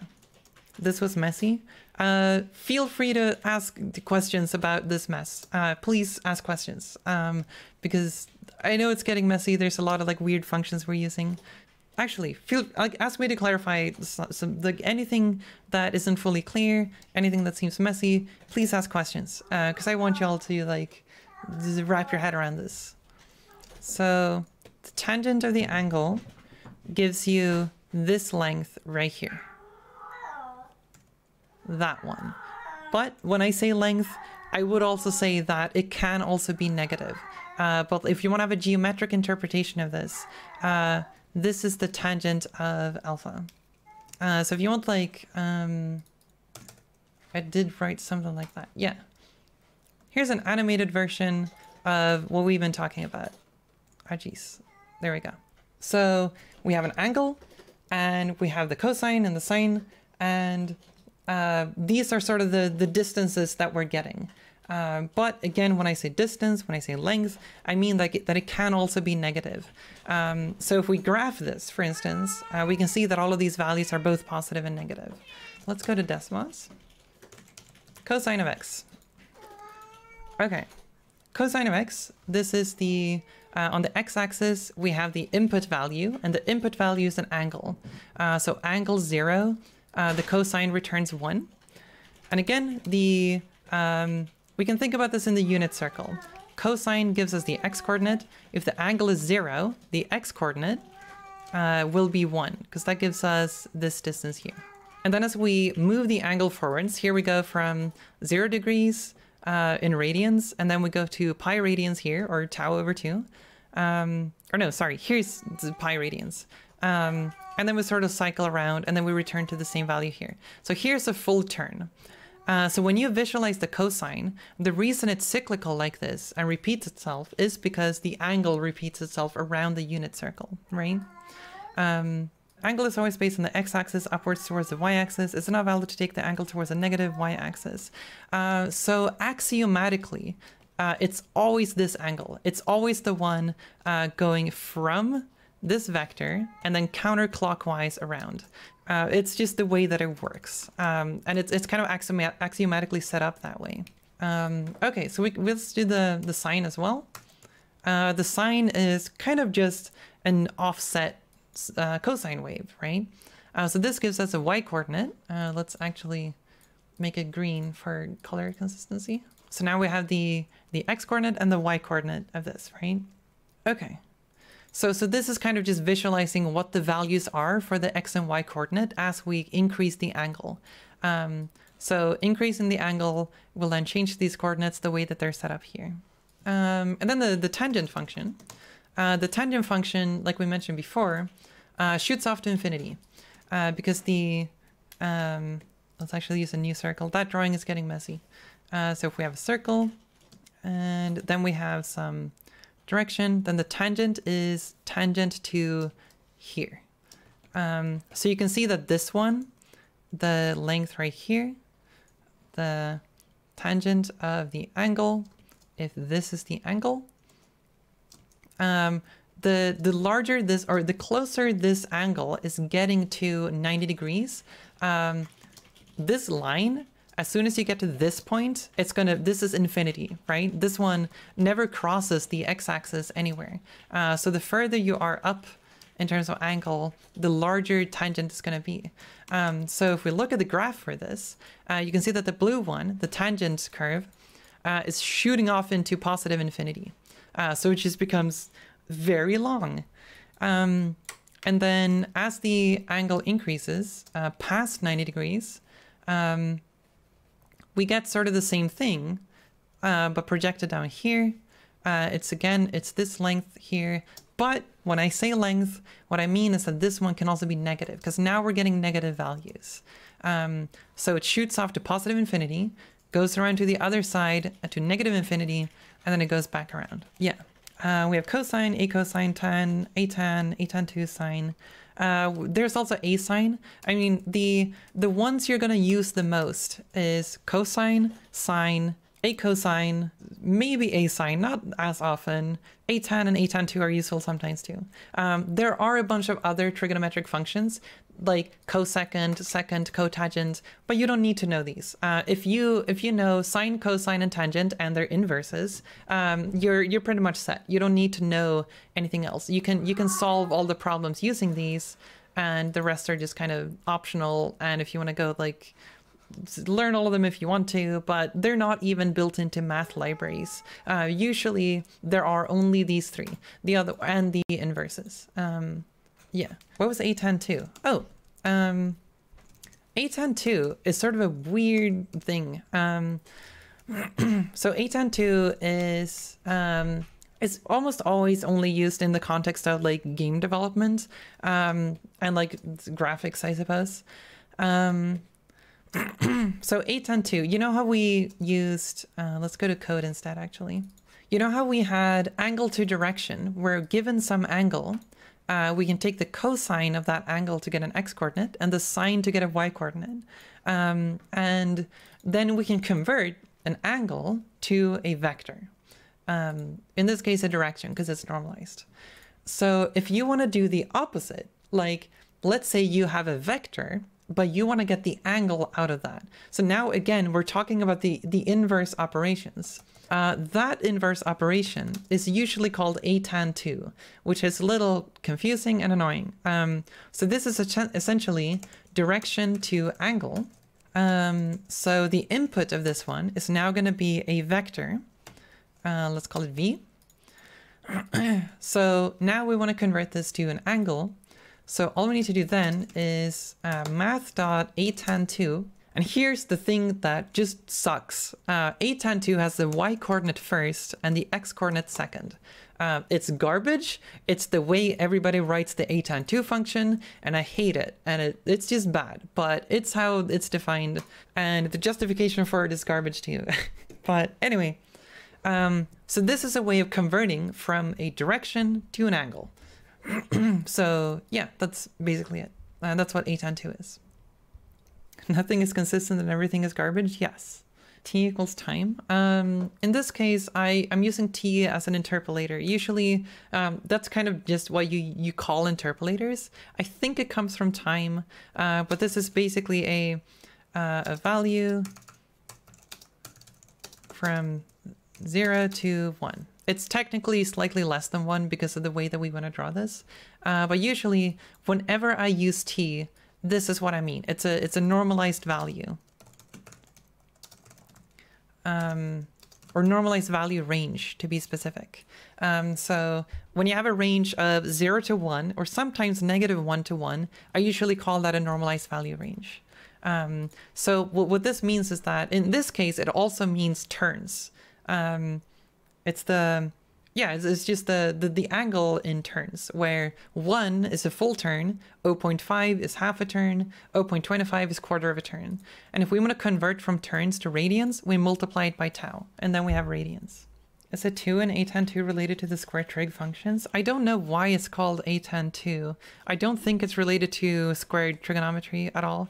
I think that it's just just a sequel to a tan. I think that the problem with just using a tan on its own is that it doesn't properly handle values that wrap around. So a tan 2 just like has special cases to handle that. Yeah, a tan takes one value, and given that, it can't give you it just can't give you the actual angle out of that. Like, I'm pretty sure a tan is limited to being from 0 to 180 degrees, whereas a tan 2 can do the full 360. Yeah, so a tan 2 can do the full, like, vectors, like from vector to angle. Yeah, so generally whenever I use a tan without a tan 2, it's whenever I solve triangles. That's mostly when I use a tan. A tan 2 is pretty much always just used for direction to angle conversions. So in my math library, I have these two functions defined, and I use them all the time because it's kind of unnecessary to do all this boilerplate math every time. Yeah, sorry if this was really dense, but trigonometry is a lot, because quite often radians in and of itself can be pretty difficult of a concept to wrap your head around. But yeah, and also let me know if you want me to have some practical examples of when is this useful? Because again, I hopefully I should always be able to answer that question. The only thing I don't like about practical examples is that every time I give a practical example, I run out of examples that I can give assignments for. So thank you all for joining. We're going to return in an hour. So if you're on Twitch, it's the relative time an hour from now. Back from break. Is everybody here? Oh, I need to do a Thor check. I figure trigonometry is a lot, and I mentioned it in chat that the kind of math that I've gone through now, the past 2.5 lectures, this math generally is taught across several years of school. So if you feel like this is a lot to take in at one time, it's because it kind of is. So please take your time to digest it in your own pace. I don't expect everyone to know everything and having internalized everything just from watching these lectures. I feel like it's important to also have time to process everything, of course. Okay, so I figured one thing that might be good is if I do a quick summary of trigonometry, do a summary of everything we just talked about. Because my notes got kind of cluttered after a while because I was stacking a lot of things on top of each other. Okay, and then I thought we could walk through a practical example of how to use trigonometry as well, because I think that would be good too, rather than just theoretically talk about everything. Okay, let's see. Very brief summary of synergy, stealing your cursor and moving it to the other screen. So we got our unit circle. So far you're familiar with that concept. Radius equals 1. So it's 1 and all the way out to the edges of this circle. So that's the unit circle. So the very first clear use case with trigonometry is to go from angle, let's see, angle to vector. So this is a classic use case of sine and cosine in trigonometry. So let's do that one first. So if you have, whoops. Okay, so angle to vector, what does that mean? Well, we have some vector. Let's draw a vector. Let's call it V. And then we have some angle. Let's make that yellow, just to color code things. Angle alpha. Okay, angle is yellow. The vector is in blue. There we go, color coded. Excuse me. So right now let's say we want this vector. This vector is unknown, but we know the angle and we know that the length of this vector is supposed to be 1 because we're working within the unit circle. So then the way we can use trigonometry for this is that we can get the x and the y coordinates out of this. So you can sort of think of it as this right here is the x-coordinate of this vector, right? And this right here is the y-coordinate. So that's the y-coordinate, and then we have the x-coordinate. Okay, so far so good, I hope. So if we only have an angle and we want to figure out x and y, or x and y, in order to get this vector v, then we can use sine and cosine to do that. So the way that I like to think of it is that cosine gives you the x-coordinate. So if you do, let's see, so the cosine of the angle, because trigonometric functions, unless they're the inverse, always takes an angle. So cosine of the angle equals v dot x. Actually, I kind of want cosine to be red because I always want to think of that as the x-axis. Okay, so cosine of the angle alpha gives us the x-coordinate of this vector. All right, so then if we want the y-coordinate, we do the same thing, but instead of using the cosine, we use the sine function. So sine of alpha is v dot y. So this is how we can construct a vector given an angle, right? Because if you think about it, all we have in this region right here, we only have an angle, and we know the fact that we want it to be the length of 1. And given that, we can then construct a vector. We can get the x and the y component of the vector v using sine and cosine. So this is kind of the one of the core use cases of trigonometry in games. You can go from an angle and then get to a vector. All right, any questions about that so far? Otherwise, I'm just going to continue. All right, so this is sort of trigonometry use case number 1. And then vector to angle. Sorry if this is a bunch of repetition for those of you who already know this, but I think it's really, really good to hammer this home. Just to like tally it up in a neat way. Vector to angle, there we go. So vector to angle is slightly more complicated because it's kind of ambiguous in a way, but because we have the function called a tan 2, then things become a lot easier. Because generally, if you want to do the opposite of this, in a mathematical sense, you would generally use the arc cosine and the arc sine functions. But if you want to go from a vector specifically, then using a function called a tan 2 is usually the way you go. So if you have a vector v, and you know the x and y coordinates of that vector. So you know x and you know y, but you don't know the angle. So now the angle, we should use the same color. So now the angle alpha is the thing that is unknown that we want to calculate, right? So what is alpha now? So the way to do that is to generally use a function called a tan 2. It's built into most math libraries.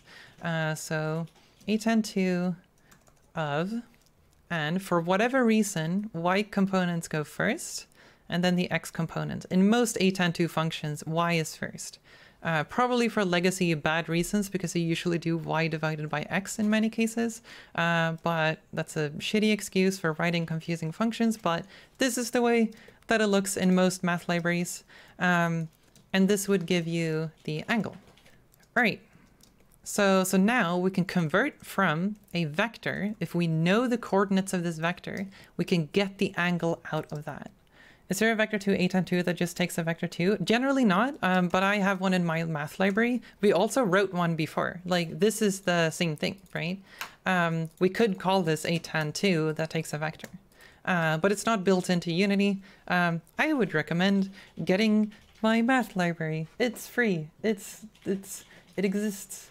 I can send you a link. There you go. I have these like direction to angle and angle to direction in that math library. I'll link it in Twitch too.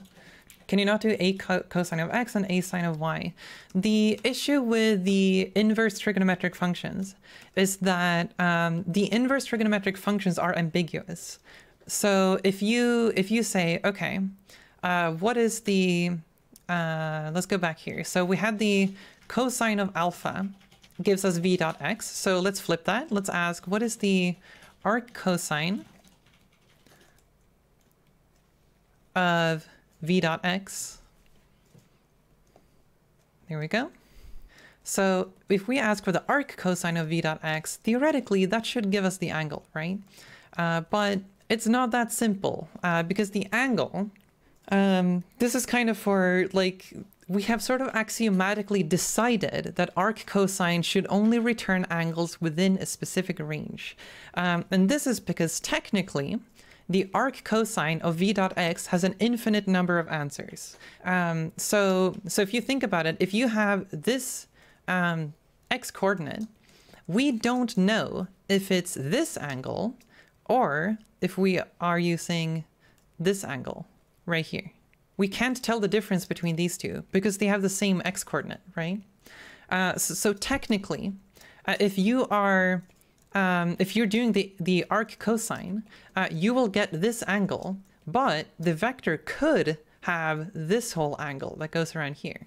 But so you don't know that. So technically the arc cosine has multiple answers.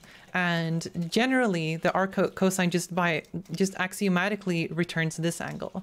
So the arc cosine goes from 0 to half a turn. It doesn't care about this region down here. So that's why using arc cosine and arc sine in order to get an angle doesn't really work, because what you need to do is that you need to figure out what quadrant is this vector in. So that's why just using the arc cosine is not really enough in order to get the angle. So a way to visualize this in terms of like what I mean by infinite answers. So let's remove a few things. What does quadrant mean? Oh, so if you have a coordinate system like this, it has 4 quadrants. Quadrant 1, what does Q look like? Quadrant 2, quadrant 3, quadrant 4. So these are quadrants. I don't know if the numbering is what you use in math, but yeah. So there are 4 quadrants in this coordinate system. Okay, so if you think about the inverse of the trigonometric function. Actually, let's do a simpler function. So x squared. This is a simple function. It's the square root or the square of x. So if we go to the value of 2, we get an output of 4 because 2 times 2 is 4 and so forth. So now we have a graph of x squared. The inverse of x squared, or the opposite function, is square root of x, right? So what is not really visible here is that what we've basically done is that we rotated this 90 degrees, and the square root actually returns 2 values. So technically, this is what the inverse looks like. So now we've flipped this graph. We have switched what is the input and what is the output, right? So technically, whenever you take the square root of something, this is why you get 2 answers. Because -2 squared is the same thing as 2 squared. So that's why the square root gives you 2 answers, because we've taken this graph and then flipped it 90 degrees. And if you think about the vertical intersections here, we have 2 answers. Whereas in the other case, we just have 1 answer. Okay, so now let's do the same thing, but with trigonometry. So we have the cosine of x, and then we have this wave. We're familiar with this wave, right? What happens if we rotate this wave 90 degrees? Well, that's when we get the arc cosine of x. Arc cosine of x. There we go. We rotated in 90 degrees. But what is implicit here is that this is just part of the wave. This will only ever give us one range of answers. And you can see that this one goes from, on the y-axis, it goes from 0 all the way up to half a turn. So it doesn't go beyond that. But technically, if we want to think about that, like how many answers do we get from this, then, I mean, we could offset this on the y-axis. Like, technically, this wave continues infinitely, like towards like upwards and downwards, because we flip the wave. So when we ask, what is the arc cosine of some coordinate, then the amount of answers we can get is infinite, because this curve continues vertically infinitely. So that's why just using the arc cosine is ambiguous. So what this means visually is that we can't tell the difference between this angle or this angle or this angle, or wait, sorry, this angle, same answer. We also don't know if the difference between that and this angle, like that goes like more than one turn, right? So we just don't know. There are an infinite number of answers. We don't know what the original is. So our cosine is always going to return within the range of 0 to half a turn, right? Anyway, sorry, I went on a tangent. Anyway, did that answer the question? I hope it answered it. Stupid question time. The angle refers to the angle with regards to world X. Yes, it's always, you always have a reference direction when it comes to angles. If you just say the angle of some direction, then it's implied that it's the angle between its coordinate system's x-axis and that vector. Usually it's better to be more explicit. If you like specifically want to talk about the angle between two specific vectors, then it's always good to like specify what you mean. Because quite often people would ask questions that are kind of ill-posed in terms of like, you know, if you have a spaceship in 3D and someone asks, what is the angle of this spaceship? It's kind of like, what angle? Angle with regards to what? Is it the tilt of it? Is it the roll? Is it the yaw? Is it the angle in terms of like the angle you would get from going from the ground to the ship? Like there are so many things you could answer in terms of angles. Yeah. Anyway, where was I? Right, we were talking about vector to angle. So if you want to convert a vector to an angle, you can use a tan 2. It's a very useful function. That one handles all the shenanigans of quadrants for you. So you don't have to do that manually. If you want, you could write a function manually that uses the arc cosine and whatnot. But in this case, it's just easier to use a tan 2. It's built in. Okay, so this was kind of an aside. I don't know if we should... This might be good to include. Never mind. Let's include this. And as always, feel free to ask questions. So the arc sine of v dot y gives you the angle. And in this case, both of these are always... How do we do this? I think this is how you... There we go. That's the range it's working in. So this just says that the angle is always greater than or equal to 0 degrees, and it's always less than or equal to 180 degrees in terms of the angle we get out of the arc cosine functions, or arc sine or arc cosine functions. Are there unclamped acosine, atan, asine? There is no way to get that because there's an infinite number of answers. So the arc cosine and the arc sine functions don't take an angle. They take coordinates, right? So you pass coordinates into those in order to get an angle out of it. Yeah, and also the range of these values is 0 to 1. So this kind of presumes that you have normalized vectors, or sorry, -1 to 1. So we look back at the graph here. It expects values from -1 to 1, and anything outside of that range is undefined.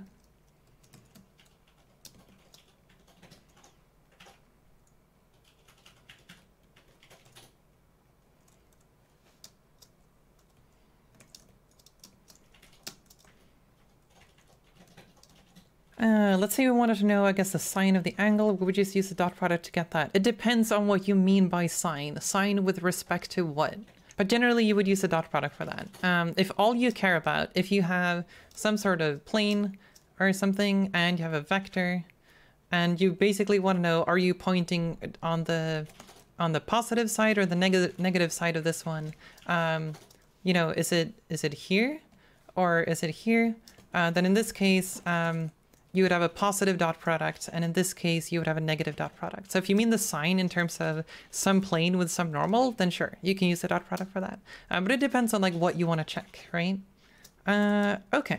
Whew, let's see. What was the other thing? Right. So we mentioned before that this has a very, very intimate relationship with the dot product.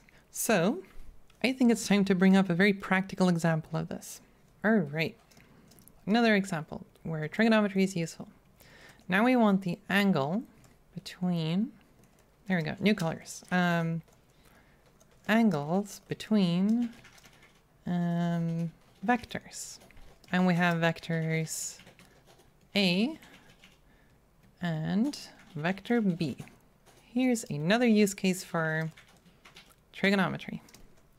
Maybe we should steal this one in too, because that's important. Nope. Right. I feel like I'm repeating too much and going too slow. I also feel like it's good to have this baked into you. It's important and quality information. Right, and then we had yellow for angle. Is there much more to talk about? Is there an area we missed? I also want to go through a few practical examples, but this is kind of the core of trigonometry. There are a few other things I also want to bring up, but they're not as important. So we've gone through like the very most like super important parts already. So we now have these relationships between the dot product and vectors. What do the letters above with arrows above mean? That means that it's normalized. So this is a normalized vector. Yeah, so that they have a length of 1, in other words. So essentially, this is just a this is just kind of what happens if you apply this the way that works to this one. Because if these have the length of 1, then it's going to be 1 multiplied by 1 multiplied by cosine of alpha, which is equivalent to cosine of alpha, right? So in that case, the given that this is the length of the vectors, it's just 1, and then all we're left with is cosine of alpha. Okay, so now the the last lecture. We still have a lot more to talk outside of trigonometry, but I want to stick to trigonometry for now. The next lecture is going to be a lot about ranges, values, interpolation, curves, that type of stuff. Yeah, but right now we're doing trigonometry. All right, so let's say we have 2 vectors. Let's just draw 2 vectors, and we want to figure out the angle between these 2 vectors. If we draw the arrow here, and then we draw another arrow over there, and we want to know what is the angle between these. What is this? This yellow does not work with these colors. I'm kind of sad that I picked yellow for the angle, but you know what? It's okay, I guess.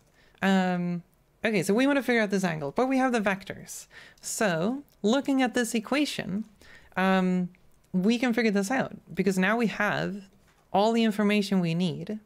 So if we take this equation, then we can shuffle a few things around, right?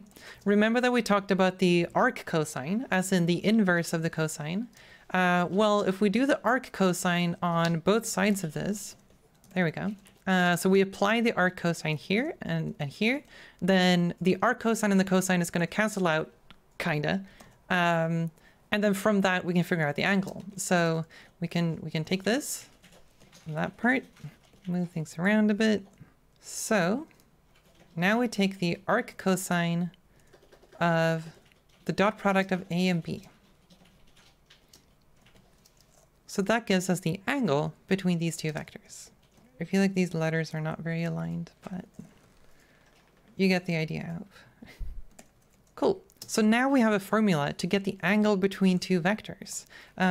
We do the arc cosine of the dot products of the 2 normalized vectors, and then we get the angle. So it's important that they are normalized. If they're not normalized, then we're going to get values that are outside of the -1 to 1 range. So what that means is that if we look at the arc cosine function, it only accepts values in the -1 to 1 range. So if we go outside of that, the arc cosine is undefined. It doesn't return a value. So we have to make sure that this is between -1 and 1. So quite often, if you want to implement this in practice, because of like floating point imprecision stuff, you also usually need to clamp this. So sometimes you need to clamp between -1 and 1. Just in practice, but mathematically this still holds true. When you normalize, it always becomes positive. No, when you normalize, it makes the vectors the length of 1. So if these are longer or shorter than 1, normalization is going to make sure that they have a length of 1. That's it. And normalizing makes sure that the result of the dot product is always between -1 and 1. Mathematically, but practically, you sometimes have to clamp it between -1 and 1 in order to make sure that you don't get like 1.00000001 or something. Okay. So remember that we had our assignments where you were supposed to make a look trigger. Like you were going to check, are you looking towards an object or not? Remember that what we did in that case was just this part. We kind of did a sort of check for how closely you're looking towards it in terms of an angle, but it's not quite an actual angle. For that, we need to do the arc cosine. So if we do the arc cosine of the dot product, then we actually get an angle. So that's something that we can do. We can take our look trigger and then rewrite it to use the actual angles instead. Do you want me to do that? Just to like show this in practice, or is that not relevant? Or just like in case we want more like practical stuff in Unity? Okay, do we still have the look trigger? Save it for a mini assignment? But it's also good to show things. I think a lot of people want practical stuff. I can probably think of other assignments. Oh, the look trigger doesn't have a script on it. Okay, let's see. Right, so we had this look trigger script. Let's go 2D actually. Where you have the direction from some objects to the look trigger. That's the red line that we're drawing here. And then you have the direction that the player appears looking. And we want this trigger to activate when you're looking toward the trigger. And when you look away, it should deactivate. And we're visualizing that with whether or not this line is red or green, right? So this means that it's looking toward it, now it's looking away from it, right? There is a threshold for when, like how big that range should be. So we made the slider called preciseness. If we make that lower, then you can look like almost entirely away from it, like perpendicular without the trigger deactivating. If you set preciseness very high, then you need to look very close towards the source. But as soon as you start looking away, it deactivates, right? Okay, so let's thought of another thing we can do that I wanted to do when we were looking at this, but let's do that now. Okay, let's say we want to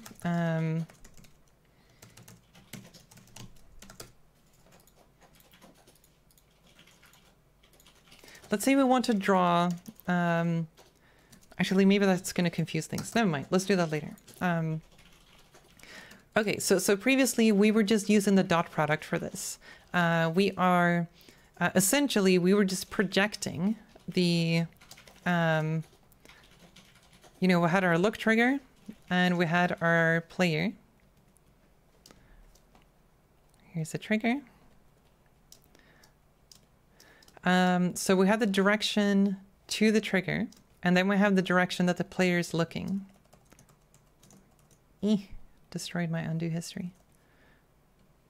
So that's the look direction. What we were doing was that we normalized both of these, and then we did the dot product between those two. And again, remember that the dot product is a scalar projection. So it's kind of like we're projecting the look vector perpendicularly onto the direction from the player to the trigger. So this is what we're using for our threshold. When we're checking the preciseness value, all we're doing is setting how far along this value should be for it to count as looking at the thing. So we're not doing anything that has anything to do with angles here. We're just projecting it and then testing that value. So if we want this to have anything to do with angles, we need to go toward using the a cosine of the dot product between these two directions. Okay, so let's switch to using angles.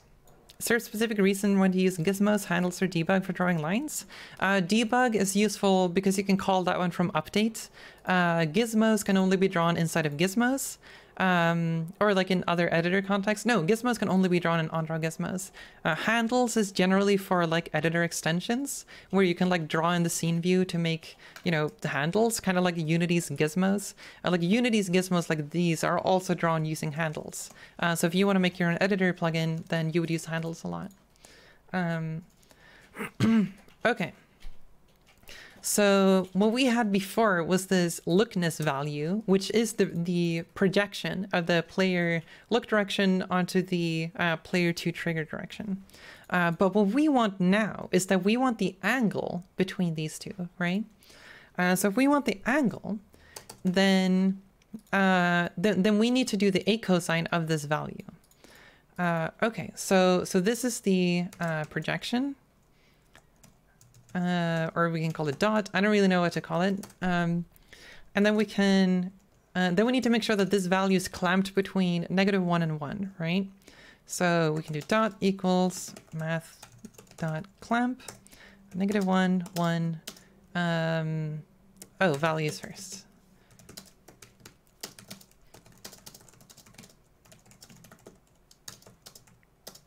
Okay, so this is just to make sure that the dot product doesn't go outside. Mathematically, this should never happen. Technically, this can happen. So this is just a quirk of floating point precision shenanigans. Okay, so now we have the dot product, and then we want to get the angle. So angle in radians. This would be math dot a cosine of the dot product. There we go. So now we have the angle in radians.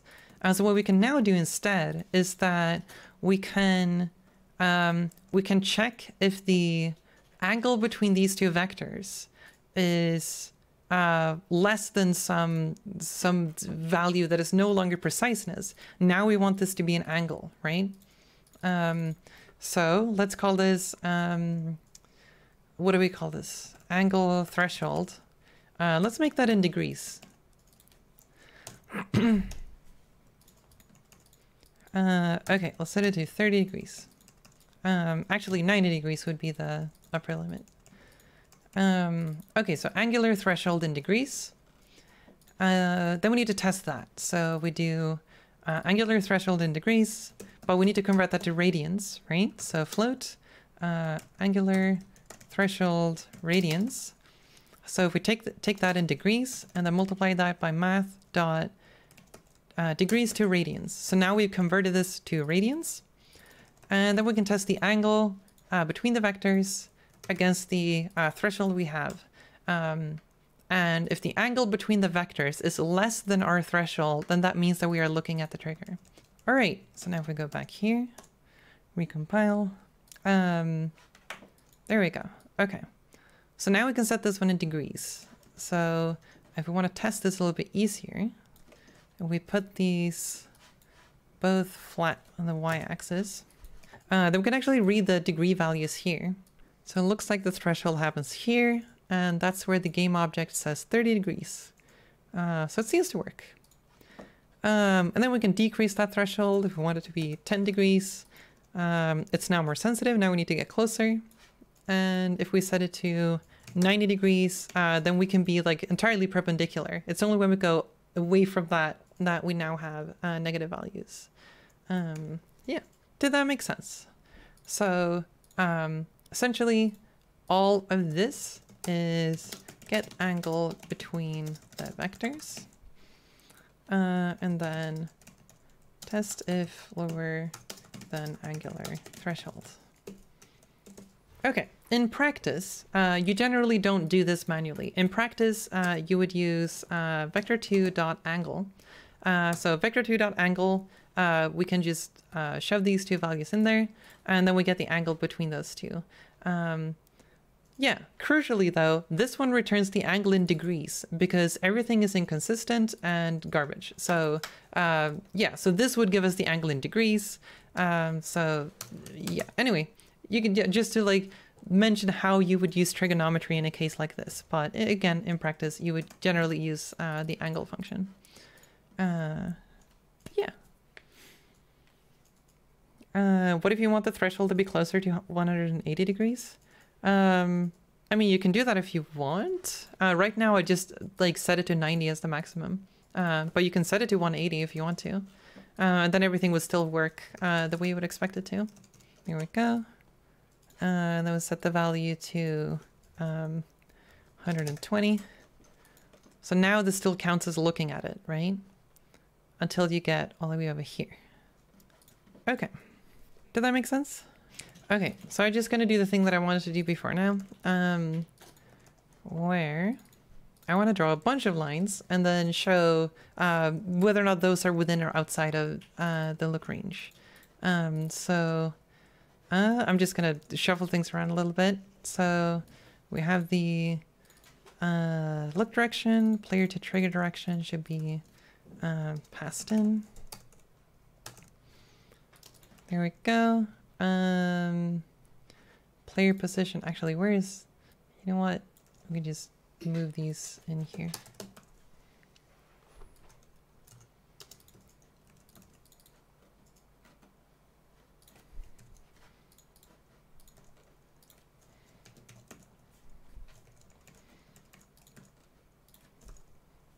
There we go.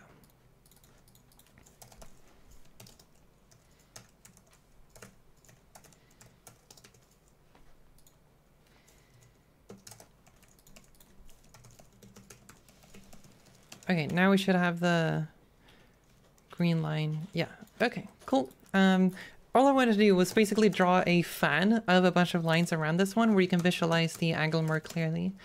So we can do something like do 128 lines, and then the same thing as last time. We can use the, like we can take a t value, so floats, t, or turns, just a value going from 0 to 1 essentially. So I divided by, I guess we should do that.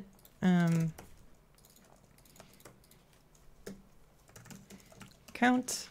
And then we want to get an angle from this. So that's t multiplied by hecking pi times 2 because I don't have my tau constant. Okay, so then we get an angle. And then we can convert this just like last time. Actually, let's just steal these from the other one because I don't want to do this manually. There we go. Now we have the angle to direction and direction to angle functions. There we go. So the direction is angle to direction, and we pass the angle in radians into that function. And then we can draw the look line thing again. And there we go. In this direction. Now we have 128 lines. Actually, let's make that a thing we can edit. Cool. I'm mostly doing this because it's fun to visualize, and it's neat to see how it works. Let's see. It doesn't work. What's happening? Count is 128. Look direction. I feel like I'm not drawing the correct line. Player position to player to trigger direction. That's not the one. We want to draw in look direction. There we go. Let's use more of them. So now if we tweak the angular threshold, we can like literally see the angle unfold as we change this threshold. So if it's like 30 degrees, we can just see that. If we set it at 45 degrees, we can see that too. Yeah, obviously if you want to do this as a proper gizmo, you wouldn't do it this way. So if you want to do that, like you would probably use something like handles.draw either solid arc or wire arc. I would guess wire arc is probably better. So you can use these functions to draw like better gizmos. So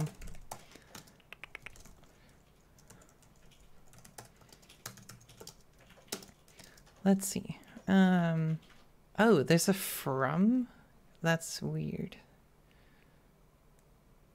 Okay, that makes this more complicated than I wanted it to be, but it's okay. We can do...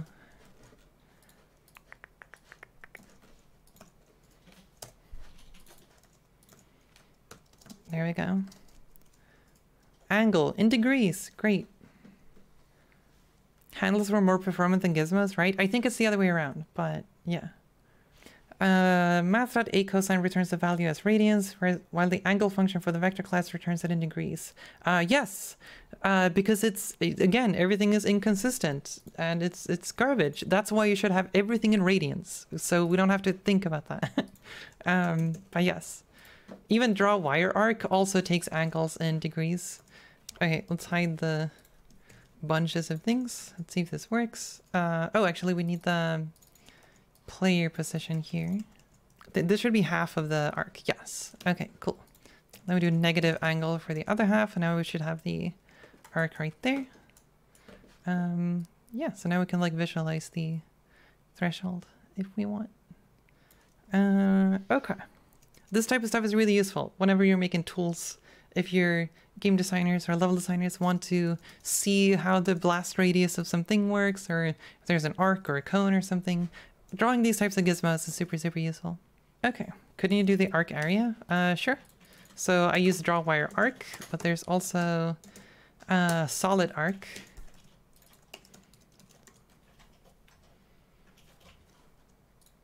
And now it's a solid arc. All right, let's see. How much time have we got left? I also need to give you assignments and stuff. I think there was one more thing that we didn't go through. Oh, right. Solving triangle issues. Okay, do you want a break or should I just run with it? Because now we've gone through kind of the things that I find fundamental about trigonometry in game dev is specifically these cases right here.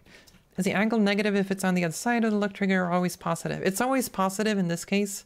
If you have the target, you have the player, this is the trigger. So if you have the direction to the trigger and you are looking in this direction, the angle is going to be this angle right here. If you're looking in this direction, the angle is going to be this angle right here. So it doesn't distinguish between these two. So these two are exactly the same if you're using the vector 3 dot angle. Like someone is mentioning, there is a vector 3 dot signed angle, but in order for us to figure out whether or not this is negative or positive, we need a third reference vector. And this is kind of where handedness and the cross product gets into the whole thing, because like the question of whether or not it's on to the left or to the right is kind of, we need to explicitly define which side should be the negative side. And that goes into the handedness of the coordinate system that you're working with.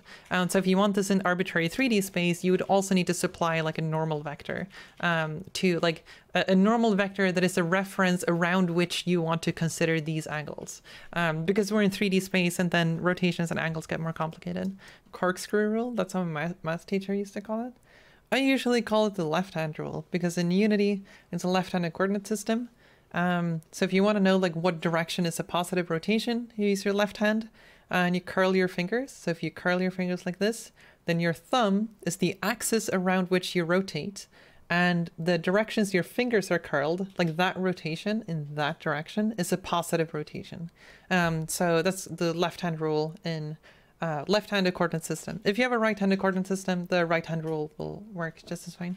About your a10-2 ordering, a10-2 x, yx makes perfect sense because tangent is also the concept of derivative. The output variation relative to the input variation will be logically backwards. I don't care about that. Like, that is not what people care about when they use the a10-2 function. When people use the a10-2 function, they are thinking, I want to go from my two-dimensional coordinate, which always has the things ordered by x, y, z. I want to go from my vector to an angle. So like, it doesn't matter like whether or not a10-2 is based on a derivative, doesn't matter if it's y divided by x. That's just a legacy thing that has nothing to do with going from vectors to an angle. So to me, like, that is only confusing. It is not useful whatsoever in practice. So yeah, there might be some like vague connection to the past in terms of, I don't know, the past or underlying features of what the a10-2 function does, but it's just not useful and it's very unintuitive. So to me, a10-2 shouldn't even have a component split. a10-2 should take a vector as an input. But yeah, if it's split into components, I would just say that it should be x and y. That's just me though, I guess. It's not a connection to the past, it's to other areas of math. It would be worse to use a different notion if one were to do any other math, such as calculus. If all you do is game dev, sure, but I feel like that would be a bad idea to change math for game dev. But we are talking about math for game development very specifically. Like, I don't think defining the a tan2 function to take a vector as an input would do anything to destroy your understanding of calculus. I don't see that connection whatsoever. Yeah, I don't know how much that matters. It feels like it's completely irrelevant. Don't math libraries have overloads for that nowadays? Usually they implement a tan2 and then they have y and x as inputs to that. But my math library just has a function called, you know, direction to angle. Yeah, of course you can write your own wrapper function. Like, you can do that with many different things. But my point is, I don't think a tan2 should exist as a separate component yx thing at all. I think that's just confusing. Like, even though you could clean up your own things or whatever, I feel like you shouldn't have to do that. Like, just the fact that a tan2 exists in the state that it does is confusing on its own. Yeah, I don't like it. It bothers me just as much as pi does. In the same sense of like, well, you can just define your own constant of tau. It's like, yes, but tau should be a part of every math library. Like, I shouldn't have to do this manually every time. Pi makes perfect sense when using diameters, way better than tau. Well, when do you use diameters? Like, I feel like diameters don't make sense in and of themselves. The problem is that radians are defined using the radius. If we had like diametrons or whatever, which was an angle of measure that's based on the diameter, I would be 100% for pi. I would be like on board. But because we don't do that now, we have defined radians to be based on the radius, then our circle constant should also be based on the radius to like tie everything together. Because right now pi makes everything misleading. Because of that like constant of 2, that factor of 2 is going to get like baked into any other constants you would have in front of that symbol. And then that just gets confusing. It doesn't say as like, it's not as descriptive of the underlying features of what you're doing when you have pi. Yeah. This isn't the first time. No, it's not the first time. I have very strong arguments against pi, and I'm bothered by it. As an educator, pi frustrates me to no end. It's just such a shame that that ended up being the standard one. The only good argument I've heard for pi is that it's the thing we use. That's it. And it's like, sure, it's a strong argument because it is literally the thing people use everywhere in terms of science or physics or whatever. But it just makes everything worse. It's so much harder to understand it. And yeah, one of my best friends are actually named Pi. Well, fuck that person. Yeah, I said it. You shouldn't be named Pi. It's strong opinions. Let's resume. I'm sorry, Wilhelm. I don't know that person. I'm sure they're great. I'm sorry. Where were we? What's happening? Right. Solving triangles. So this is kind of the classical school problem introduction to trigonometry, where you have a right angle triangle and you know, you have some information about this. You know one angle and you know, you have one angle and you know two sides. And, or rather you know two things of this one. Or wait, three things? No, three things, I think. I should know this. Anyway, so basically you have a set of information about a triangle and you need to figure out the rest. And like decomposing a problem into a right angle problem happens quite a lot in games, especially, you know, we were talking about the example of you have some objects and you have a camera. And you want this camera then to adapt its field of view to fit all of these objects. So this is a, might not seem like a right angle triangle problem until you realize that the camera is has a symmetry and now it's a right angle problem. So now we need to figure out this angle and we might know the distance. Like we might know the distance, we might know the height, but we don't know the angle. So like given two things in a triangle, you can figure out the rest. That's kind of the core of this type of trigonometry thing. So, or the right angle solution stuff. So what rules do we have? I almost always look these up because I'm bad at remembering these. But there's some mnemonic that people use, which is usually Sokatoa. This is a thing that is easier to remember usually. So what this generally is referring to, the S means sine. So the sine of alpha equals the opposite over the hypotenuse. So that's the SOH. So this is a way that it's like, it's easier to remember it through this. So might be a neat thing to keep in mind. And then the same thing applies for these. So the C means cosine. So cosine of alpha equals the adjacent side over the hypotenuse. And then tau means the tangent of alpha equals the opposite over the adjacent. So when we talk about the opposite, adjacent, and hypotenuse, what we mean is that we have a triangle where we have an angle alpha. Then this is the adjacent one. This is the opposite one, and this is the hypotenuse. And this is only for right angle triangles. This is not generalized to any triangles. It's specifically for right angle triangles. Okay, we should probably also color code this. I also don't like how this mnemonic has sine before cosine. Okay. Opposite, adjacent. Wrong buttons. Hypotenuse. All right. Does that make sense? So basically now using this as a tool, that is essentially your toolbox for solving right angle triangles. So whenever you have a problem that can be decomposed into a right angle triangle, you can use these to solve that, regardless of which ones you know and which ones you don't know.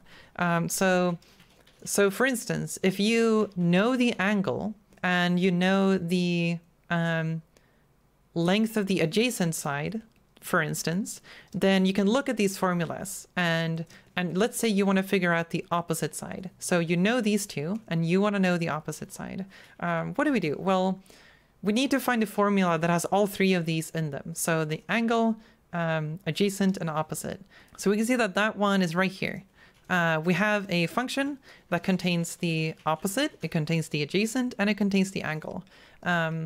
And then we can use algebra to shuffle this around in order to figure out the rest of this equation, or to figure out what the opposite side is. So the opposite is unknown, but if we multiply both sides by a, then it's a multiplied by tangent of alpha is the opposite side. So now we all of a sudden, now we've figured out what the opposite side is using only the angle and the adjacent side. So the goal is generally to first figure out what are the properties that you have. Do you have the angle? Or do you have the hypotenuse and the opposite, but you want to know the angle? Like always figure out which one is unknown and then try to work it out so that you have the unknown variable on just alone on one side of an equal sign, and then you can calculate it. Also, I pressed R to rotate the camera in Photoshop in case you're curious about that. Yeah. Gonna need a screen cap of all of this? Yes, that is sort of why I'm taking extra time to draw all of this out. So this part is for solving. All right. Did that make sense? Can you use these in all triangles? Yes, all triangles that have a right angle, these rules apply. No exceptions. Just to understand one more time, if I wanted to learn the opposite, what would I do here? What do you mean by opposite? Oh, like the opposite side. Sorry, I was interpreting as the opposite of something. Yeah, so generally what you need to do is to, given your known information, you need to find a formula where you can plug in your known information where you're left with only the unknown information on one side. So yeah, like someone was saying there, you can either use the tangent of the angle multiplied by the adjacent one, or if you only have the hypotenuse and the angle, you would use sine. So then you would use sine of alpha multiplied by the hypotenuse equals the opposite. Was that clear? Any questions about that? Doesn't sound like it. Okay. Whew. We're almost there. Heck, not a whole lot of time left. Trying to figure out how to prioritize the rest. Okay, either we talk about that, or we can do the field of view example, but we do it in Unity. Let's do field of view. Let's create a camera. That's gonna look weird, like using a camera in 2D like this, but you know what? It's fine. We need some objects, I guess. Field of view, or FOV scripts, or FOV thingy. Okay.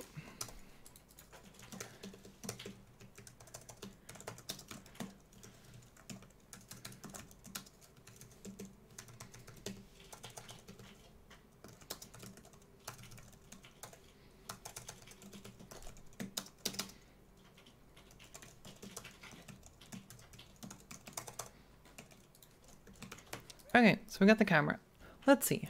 Let's say that I'm trying to figure out how we should define the points, because this problem can either be really difficult or simple. I'm considering maybe doing an advanced version of this one as an assignment because there's more to do and more things to go through. Maybe. I'm not sure if I should do the advanced one here. Okay, for now, let's just make some child objects, and these objects are going to define the things that we want to encapsulate inside of this view. Let's make some red dots. We can kind of just start with one dot like this if we want to. So let's say we want to make sure that this field of view encapsulates this dot. So if we move this dot, we want the field of view to also increase. To make sure that, that one is always visible. And because of the symmetry of the camera, having more than one target that it should frame, it's just a matter of like getting the maximum of them, right? Like which one is furthest away from view and then adapting based on that. So it doesn't really matter how many points we have. We need the outermost point. So let's pretend this is always just the outermost point. So the camera has a field of view parameter. This is the thing that we want to edit based on this point. All right, so let's go to our field of view script. Okay, we need the object, right? Oh geez, this is lowercase. What a nightmare. What do we call it? I don't know. Let's just obj, the thing that we want to look at. All right, so we want to make sure that this object is framed, right? So what do we need?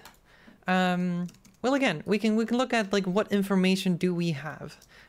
We have the camera, we have the camera position, we have the object position, and yeah, so what can we do with that? Well, we can get the object position relative to the camera if we want to. So if we get that, then all of a sudden we have the distance here, or if we want to use the terminology for in the formulas we have, this is the adjacent one. And we have the opposite here, because we know the distance here, like how far up this object is. So now, it's a matter of figuring out what this angle is. So that's alpha. Cool. So now, all we need to do is... actually, let's define these in code first. So, in this case, I don't know if we should do the space transformation. We can just presume the camera is always going to be at 0. So the opposite in this case...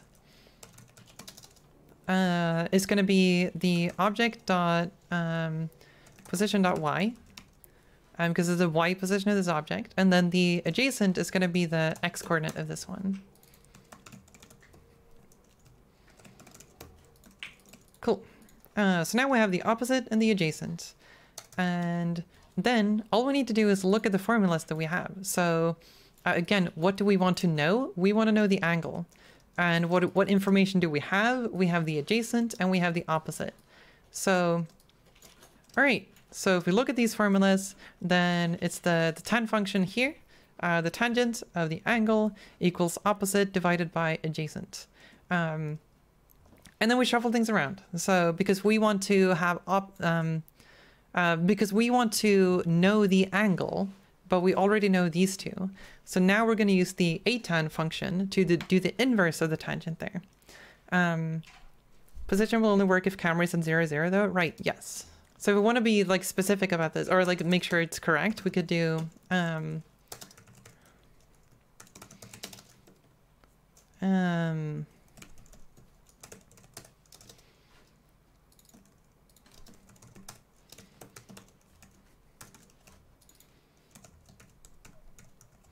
we go. Relative object position.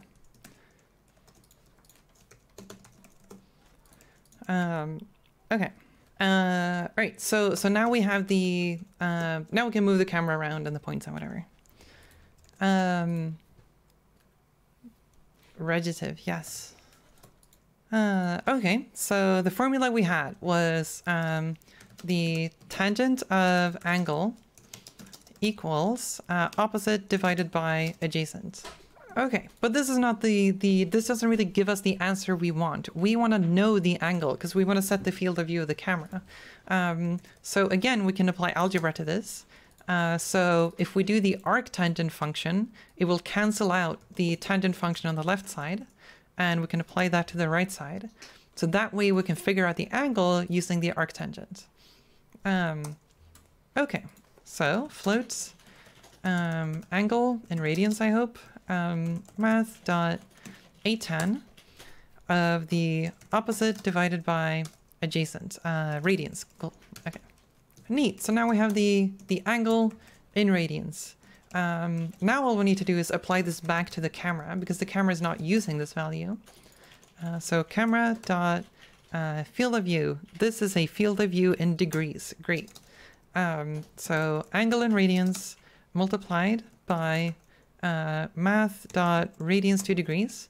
And then keep in mind that because we changed this to a right angle problem, the angle we're getting is actually half of the field of view, right? The full field of view goes all the way down here, and this is the actual field of view of the camera. But what we calculated was this value, so we need to multiply it by 2. So 2 times angle in radians, and then we convert it to degrees. That should be it, I hope.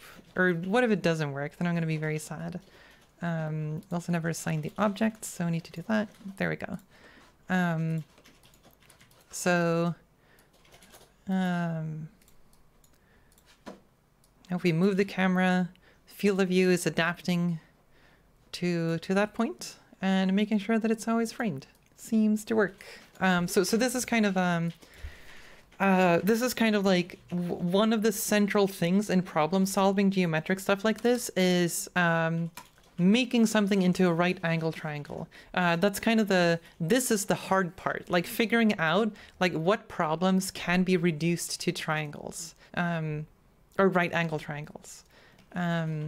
Yeah, that's usually the difficult part. And then once you have the right angle triangles, it's just a matter of like plugging it into these functions, and then you have the answer, right? Yeah, and sometimes it's harder than you might think to like see when can you actually subdivide something into right angle triangles. Are mesh triangles right angle? Generally not. Most mesh triangles are not, but there are some that are.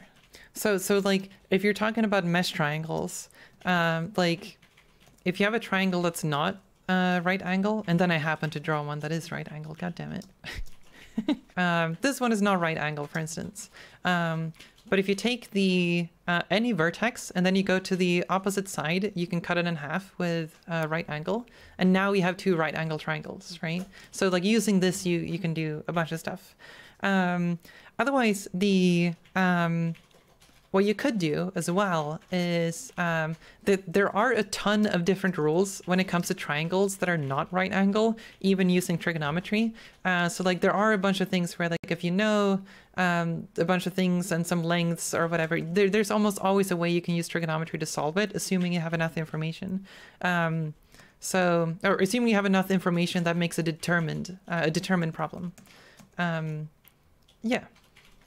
Because otherwise, if you have something like this angle, you have an angle and you want to know how long this is an underdetermined problem because there's no way we know how long this is because we don't have enough restrictions that would actually put this into a single answer. because we don't know if the triangle is like this small or like huge or yeah. So usually you need some amount of information to restrict the problem enough so that you can figure everything out. So that's why again, I keep repeating this. Always tally up the information that you have and the information that you can gather using that information. Yeah, again, like this problem kind of hinges on you being able to figure out that you have this distance and you have this distance right here. Okay, are trig functions doing normal multiplication division behind the scenes, or are they their own arithmetic? It depends on the use case. Sometimes trigonometric functions use lookup tables where you have a lookup table of a bunch of values, and every time you want to get the cosine of something or the sine of something, it's just going to refer to a lookup table to get that value. If you want to calculate it, again, we were looking at this earlier. There is a way to calculate it using the dot product, right? But to some extent, you're gonna like yeah, you're gonna like end up with probably something that's more expensive than just calling the native functions if you try to do this manually. But like given this relationship, you can sort of make that work, right? Okay. All right, we got the field of view example. Oh, someone asked like, when is this useful? Let's say you are making an RTS game. You have, I don't know, some story-based RTS, maybe it's Civilization, I don't know. You have a huge playing field. You got like mountains in the background, and it's a bunch of units, and you got rivers and everything. Like you have a huge landscape. Let's say that the player has the camera up here looking down on the map. Then you probably have a pretty restricted field of view generally, because if you're like, maybe you're looking at your city, your units here, whatever it is you're looking at. Say that you then want to, something happens in the world. Maybe there's a city over here. This city happens to be on fire. It's burning. So now we need to like focus on this. So let's say the game is then like, okay, there's an alert, and you then want to press a button that will then take this camera, move it over so that we can see this fire happening. But then maybe the player is really zoomed out, or the player is really zoomed in. Then you might want to figure out, okay, so I want the player to get a clear view of the entire burning region here. So then you might start defining like, okay, I want this boundary to be something that is entirely visible by the camera. So in order to do that, instead of just moving the camera there, maybe you also want to change the zoom level in order to make the camera fit the entire region. So in that case, the region you have here is the region that would define that would basically be this part. So we want to make sure that the field of view of the camera, or the distance to the ground, is going to make it so that the camera can see the entire burning region of this place, right? Yeah, so that's a use case of that, where you want to, like, what is the camera parameters that you need to make sure that the camera can see all of this region. All right, did that make sense? I hope it made sense. So like it's useful for like framing purposes and whatnot. FIFA following player and ball or goal. Yeah, that would be another example. Like you want to make sure that the camera can see both a ball and the player. And then maybe you want to make sure that they're always framed. So if the ball is kicked out of frame, what you want to do is that you want to zoom out, right? And that could also require calculations like this. I think that might be it. Any questions before we start wrapping up? I'm also going to send you all of these notes. Also, this kind of was a bad example because the camera looks like it's exactly the same field of view for both. So, okay, there is one more thing that's sort of mentioned as an aside, but I think it's kind of interesting. So this is a little bit, don't super have to know this, but I think it's cool and really useful. All right, so remember how we talked about how you can use the dot product to get sort of the angle between two vectors.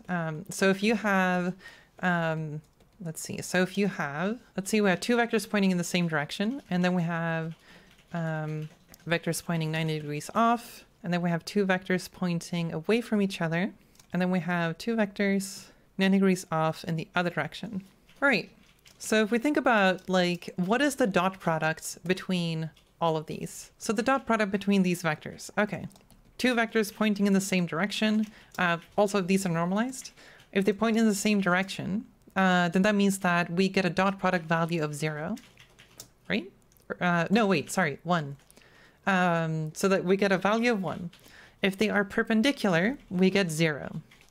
If they point in complete opposite directions, we get -1. If they point perpendicular but in the other way, then we also get 0. So this is kind of how you can see how the dot product works here, right? Okay, that's all well and good. So if you think about it, what this value represents is sort of a way of checking, are these two vectors pointing in the same direction? It's kind of like a very simple way for us to evaluate that, right?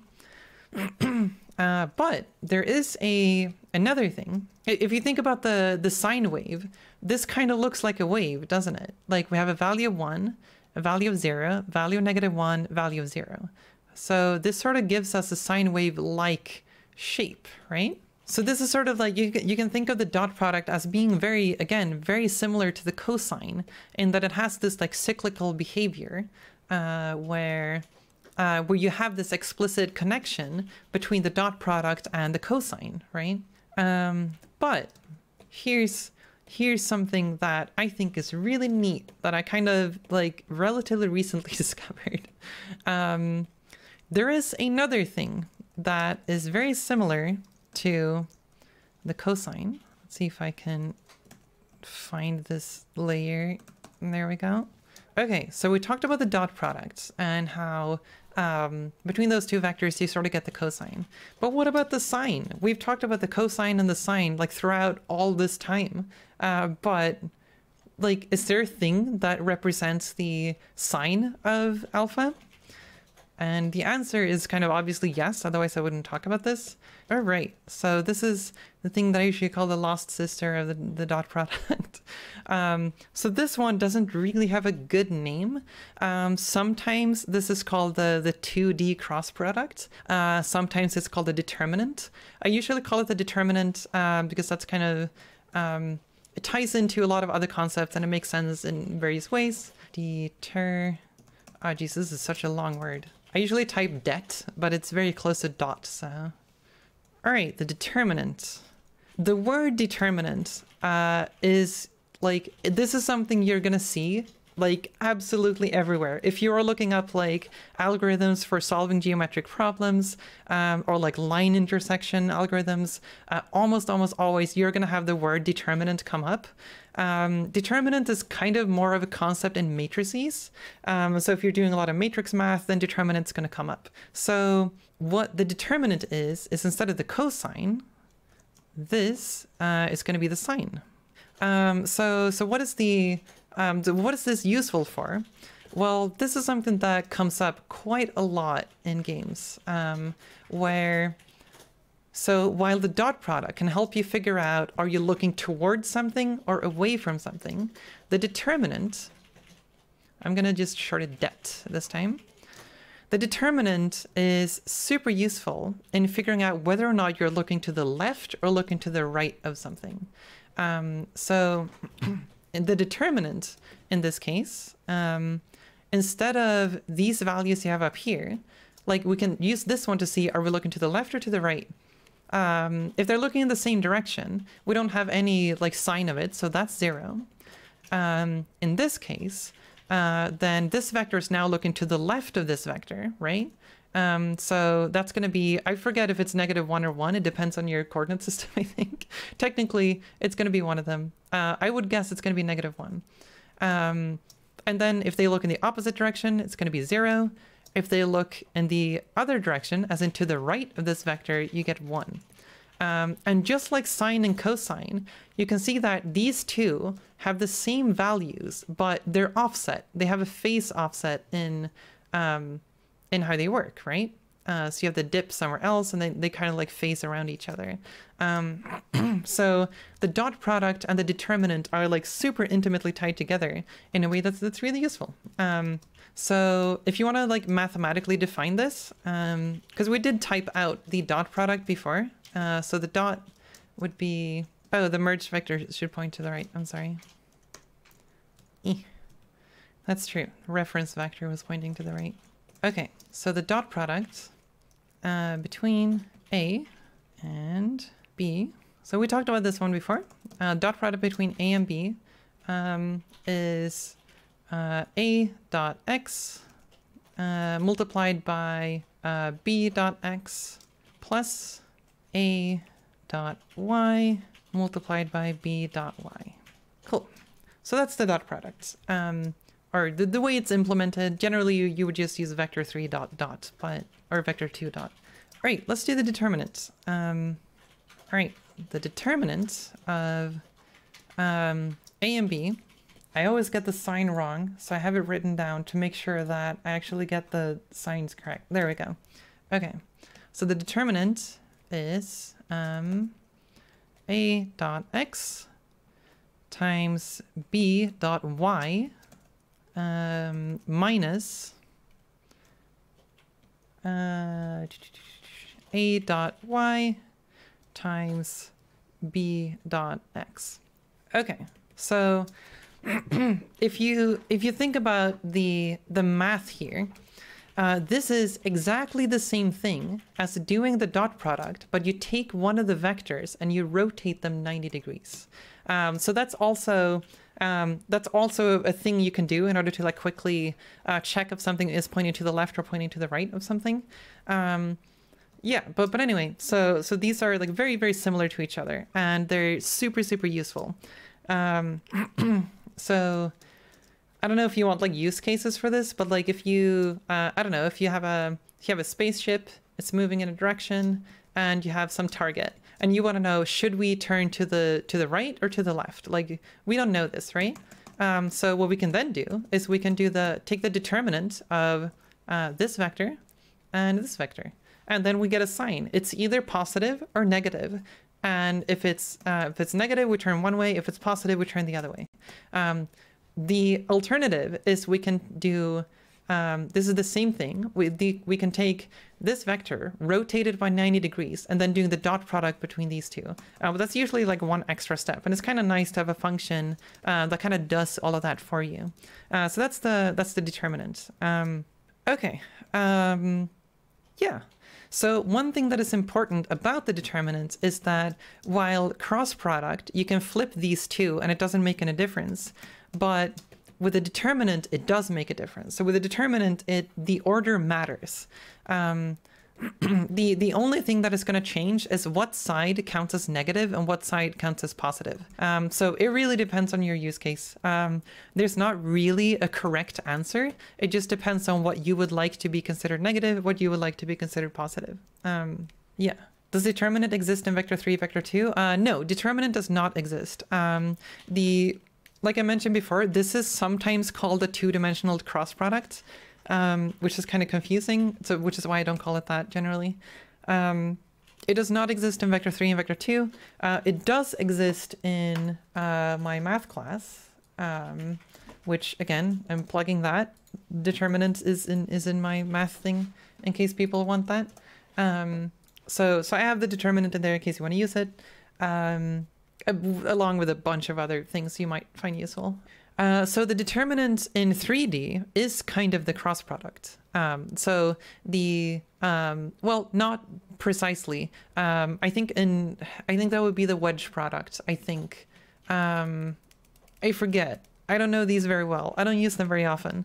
But yes, there is a 3D analogous version. So the reason this is called a determinant, this gets kind of weird, but a determinant is a feature of matrices. So if you have a matrix, let's say you have 0, 1, and for the y-axis you have 1, 0, and for the y-axis you have 0, 1. Okay, so what is the determinant of this one? The determinant is sort of, so we've talked about matrices before, right? Where you have some x basis vector and you have a y basis vector. So this, in case we have these values, we kind of have a coordinate system, right? That we're kind of representing this with a matrix. What the determinant represents, or one way of thinking about the determinant, is that the determinant is the area formed by this region right here. Because we, again, this is sort of why it can be called a 2D cross product, because remember that in 3D, we can do the cross product and then get the length of that vector, and that gives us the area of the parallelogram formed by those vectors. But we can do this in 2D as well. So when we say determinant, what we sort of mean is that we shove them into a matrix, calculate the determinant, and then we get stuff out of that, right? So yeah. So crucially, this is a signed area. So if we make the red vector point to the left instead, like this, then we're going to get a negative area. So this area is now going to be negative. It's going to be the same magnitude, but it's going to be negative instead. So that's if we have flipped the basis vector there. And that's kind of what is happening with the determinant here too.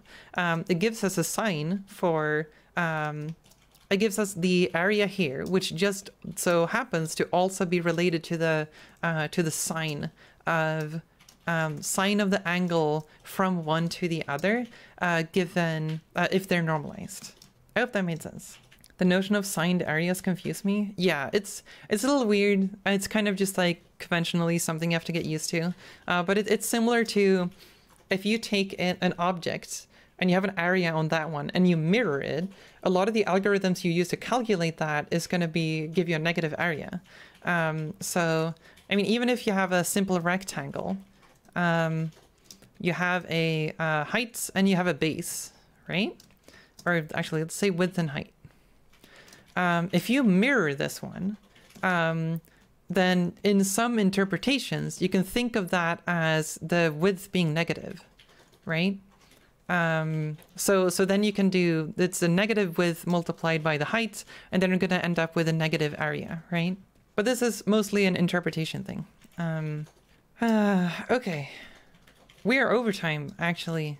Okay, any questions so far? We actually managed to go through both of the things that I wanted to talk about then. That's good. I think it's rarely used for actual areas though, right? And if it is, you take the absolute value. Sometimes you actually use it for actual areas. So because when you composite them together, you end up getting the full area of the thing. Thank you all for joining. I hope this was useful / interesting. Sorry for the messy trigonometry diagrams. Things are complicated. All right. Have a wonderful rest of the evening.